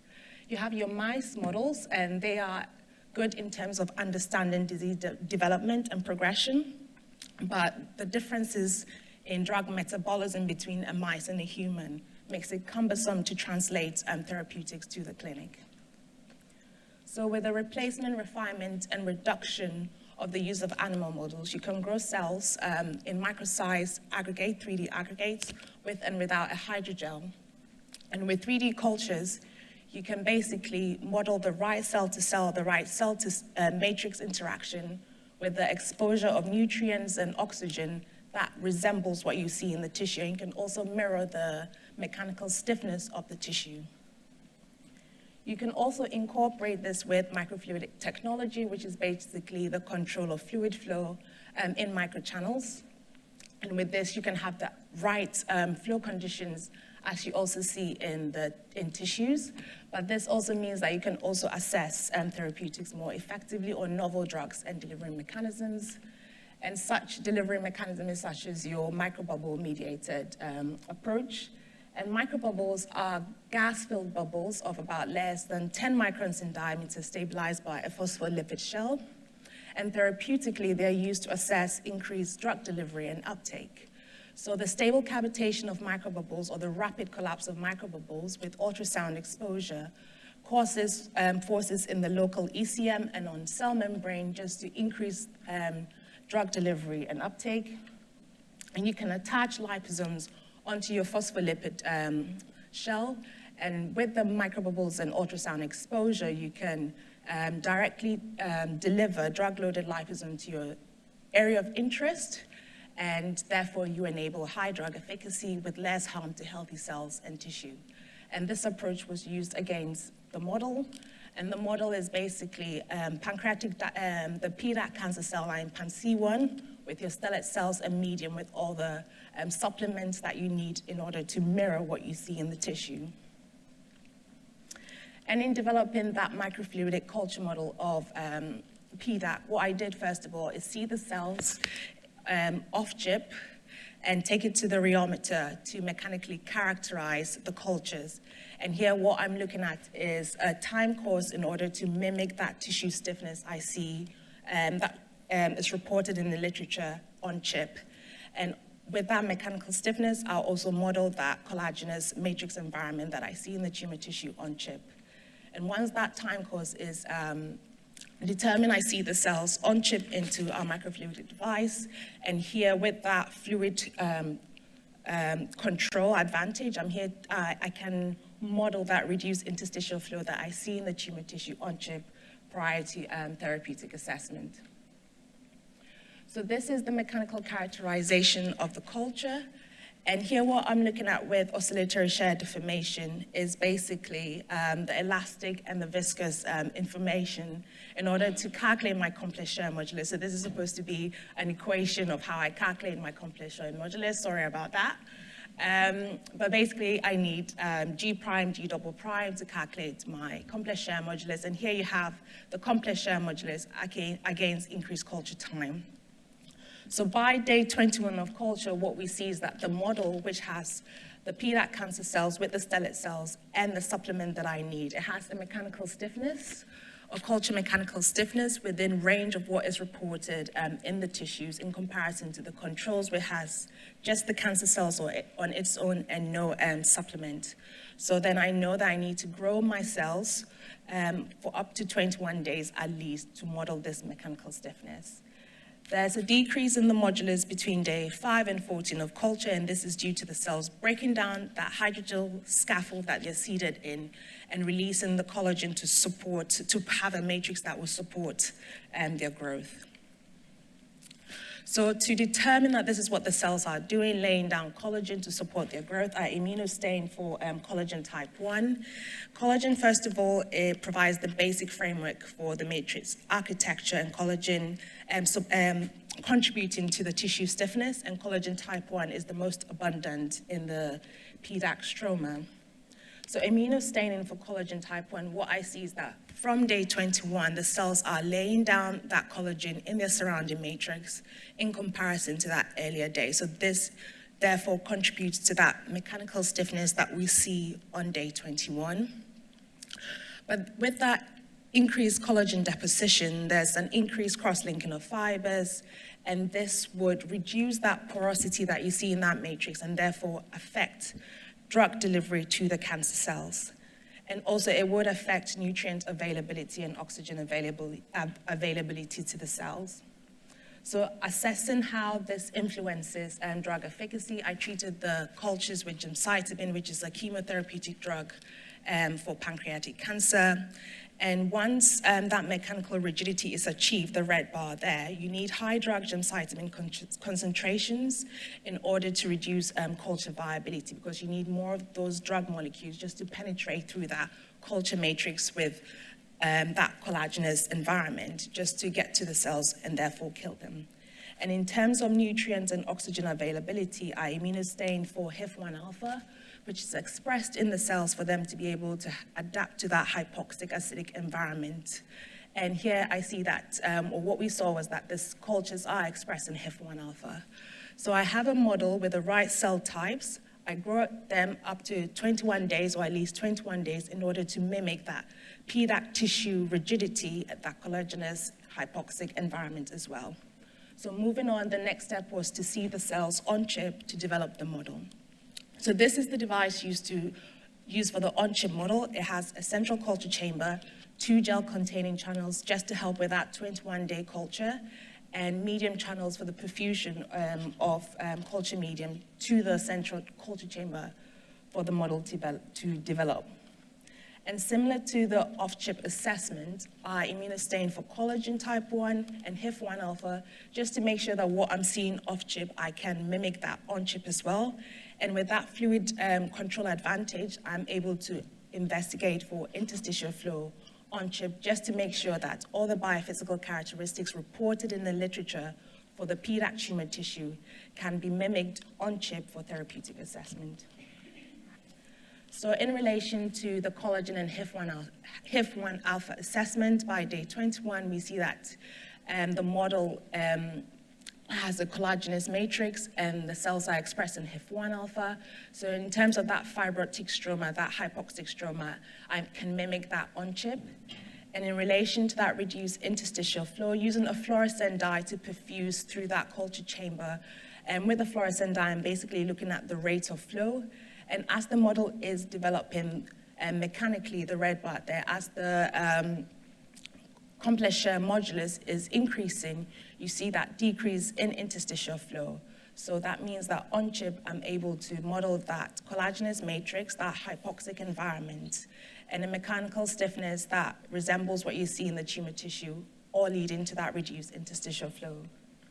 So onto therapeutic assessment. The first thing I did was to investigate how to increase or reduce collagen in the matrix, in the model, so to make it more porous and increase or improve reduce interstitial flow, so that gemcitabine is, in terms of delivery, is increased to the cells, and therefore culture viability will be reduced.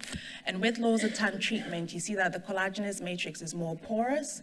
There's a decrease in the mechanical stiffness, which is the red bar there in the graph there, and there's an improvement in the reduced interstitial flow, all leading to a reduction in the culture viability, which you see here. So, sorry. Sorry for that. So gemcitabine and losartan treatment, you see that the viability is further reduced in comparison to just the day 21 of culture, where it's just gemcitabine only treatment. And in terms of the microbubble approach, what I did similar to the literature is apply ultrasound repeatedly for a period of 30 minutes, every 5 minutes. And with that repeated ultrasound exposure, we see that you have a decrease in the culture viability in comparison to just a single ultrasound exposure that you see here, and also just the gemcitabine only treatment. Currently in my postdoc, I'm probing the cultures a bit further using AFM, just to look at the contributing factors that the cells and the matrix environment has on the culture mechanics on a whole, for me to be able to tailor therapeutics better. And just a quick overview of how the AFM is done. So I grow the cells for at least 21 days, but then we are probing with the AFM with increased culture time. And with the help of Lakshmi, our experimental officer, I'm basically doing indentation, having a height map to see the indentation. But most importantly, we're looking at how stiff or soft the cultures are, just to see the contributing factors that the cells and the matrix have on the culture mechanics. I'd like to thank the Paine group and thank everyone involved in the work, and thank you also for listening. Thank you.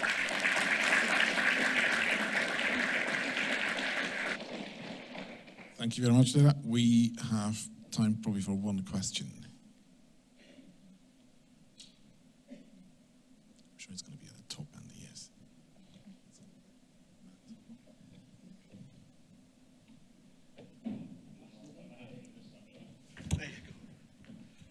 Thank you very much for a really interesting talk, Della. I just had a quick question when you asked the losartan. It's really interesting data. You say that the mechanical, that's the complex modulus reducing. Do you find there's a change in the level of viscosity when you do that?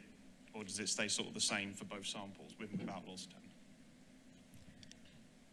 So a change in the viscosity of the cultures when I have to take a closer look at the data, but when I do calculate the complex shear modulus, I take the elastic modulus and the viscous component just to be able to calculate the complex shear modulus.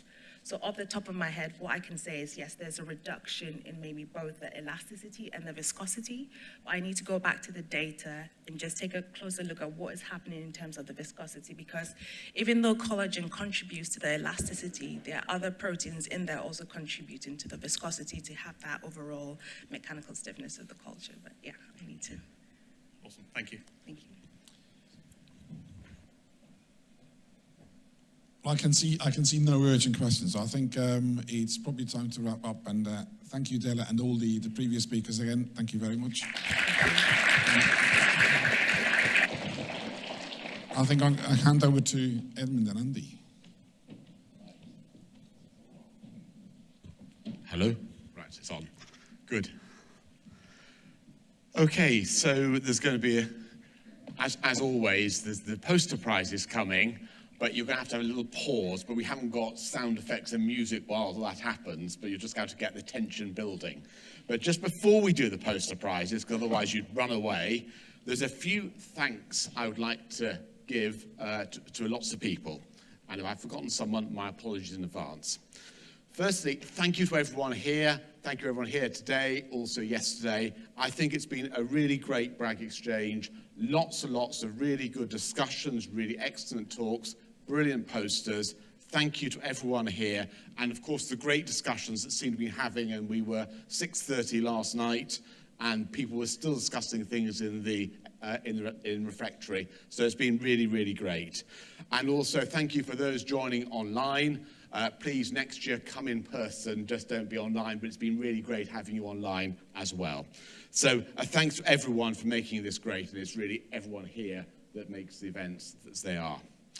There's a few more specific thanks I'd like to give, and I think the first one that we all want to do is to thank Andy, Lucy, and Helen, who've put all of this together. So can we just say a big thank you to them?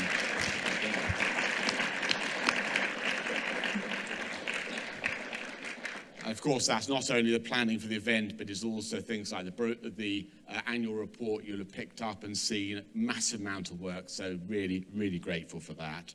And also in terms of the Bragg itself, the management committee, who've also contributed to making this event through suggesting speakers, helping with events. So thank you as well to the management committee. Then moving more specifically, we've had help in doing this from the conference and events team and Susan Tattershall and team. The lunches, the posts and everything else has really gone very smoothly. I think we haven't really noticed them particularly, which means it's gone very well. So it's a great thanks to them for doing that. The AV team at the back there, again, silently at the back there, but I'm told the YouTube has all gone really well. We've had people watching everything else, so thanks very much. We haven't noticed you, and that's great, but thank you very much indeed from the back there.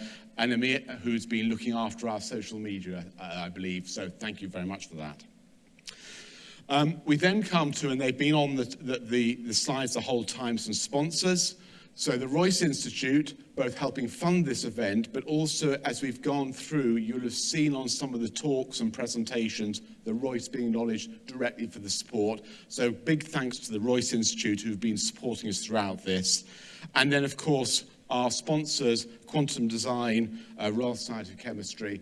And it's really been great having you both here, and we hope that you've got something from coming to the event and seeing things. So just before we get on to the posters, and we're going to have firstly Laura and then Rob saying a few things before we get there, so you've got a little bit more pause to have. A big thank you to our External Advisory Board. You've had the External Advisory Board, they've been talking, discussing all the things we've been doing. We really, really do appreciate the time you spent over the 2 days, and you're staying tomorrow. So we really do appreciate the guidance you give the Bragg Centre, but also the guidance you give to us all individually, discussing research, discussing careers, discussing all kinds of things. So thank you for that. And before I hand over to first Laura and then Rob to make a couple of comments, and then Laura and Rob are going to do the prizes together, Just one little advert that tomorrow between at 3 o'clock, we have some industrial talks for people doing the semiconductor clean room training course at 3 o'clock. And if people are interested in attending those, it's about the semiconductor industry. We've got 4 industrialists speaking at that or giving talks about industrial perspective. If you want to come to those and you want a few more talks, 3 o'clock tomorrow, we do have some talks. Let the Bragg team know and we can give you details of that. So I think without any further, Laura and Rob, can I hand over to you?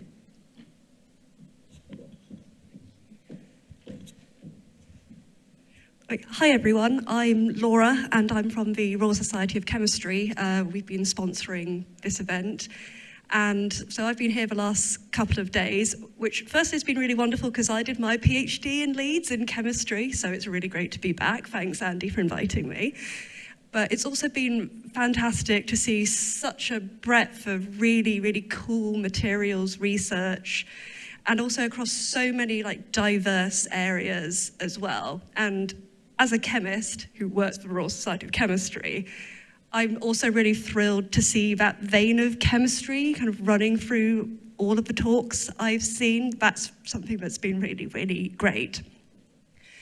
So I specifically work in journals publishing. I'm an editor and we're sponsoring the poster prizes here. So we've got 3 prizes.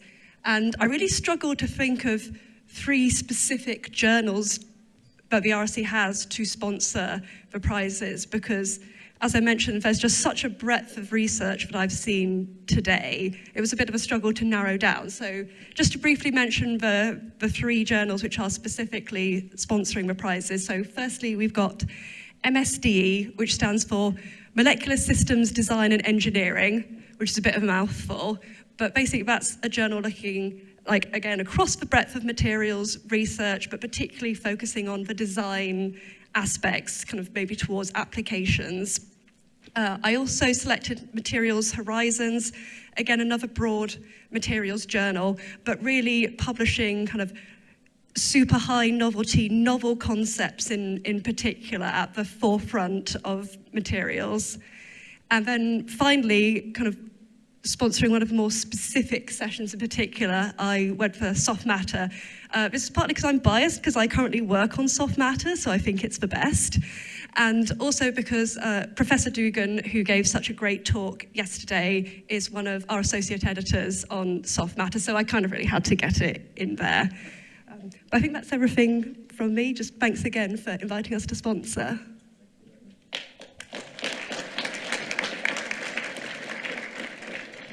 I think it's really helpful to hear from our sponsors how much they've got out of it because they're putting something in.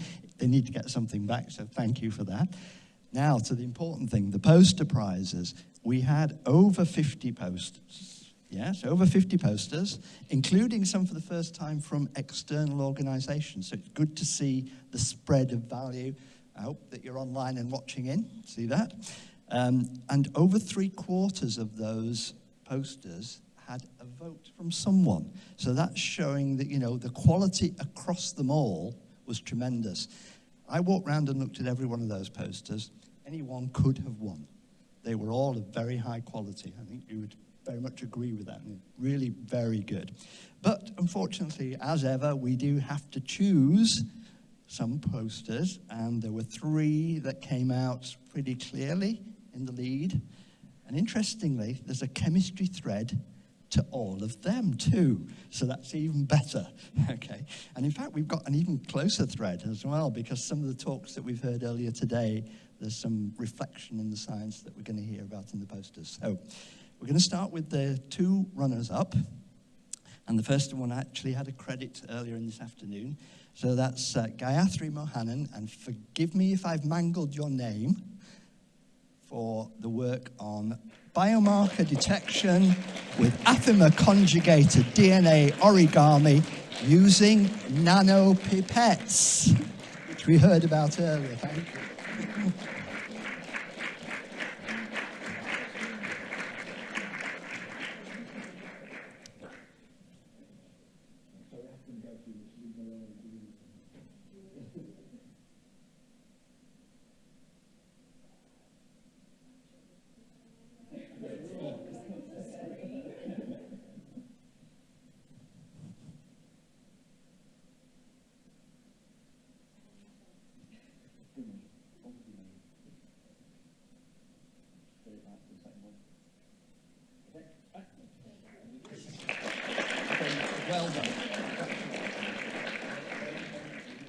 Now, the second runner-up.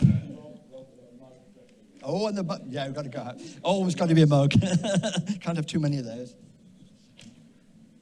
So the second one, for their poster on biohybrids for renewable energy exploiting membrane enzymes in biotechnology, Rosa Catania.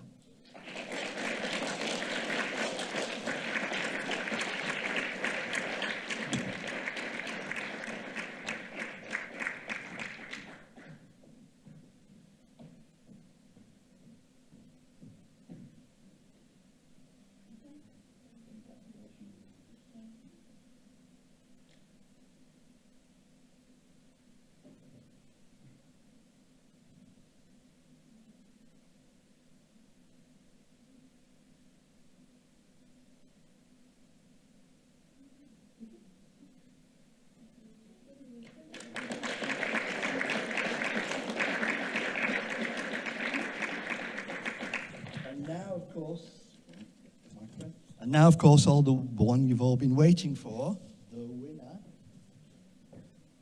Yeah. And that is, for their poster, cancer cell specific delivery of DNA origami using nanopipettes, Isabella Rogers. And I think I mangled your name because I think it's Isabel. Is that correct? Yeah. Apologies for that.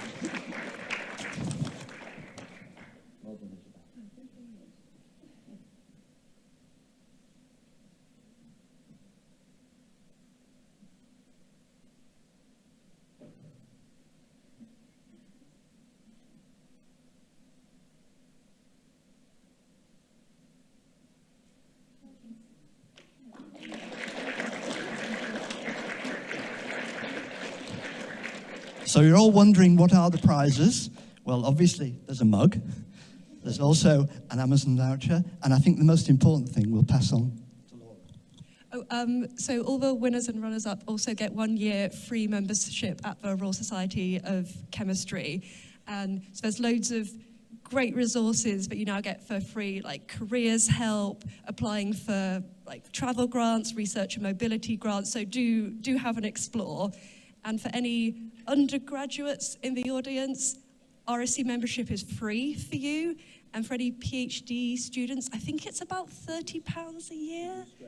Yeah, something like that. And when I did my PhD, I applied for a travel grant from the RSC and I got £500. So I kind of made a lot more than I put into it. So I would encourage everyone to have a look. Okay, so expect. Thank you all very much. I'll pass you back to Edmund. Yeah. So I was really just going to say, just to finish off with, unless there's nothing else I meant to say, Andy, no. In that case, I'm going to say thank you very much, everyone, for coming and participating, and maybe just a round of applause for everyone to each other now, and we'll see you next year, and we'll be getting the date in the diary very soon, I think. So thank you, everyone.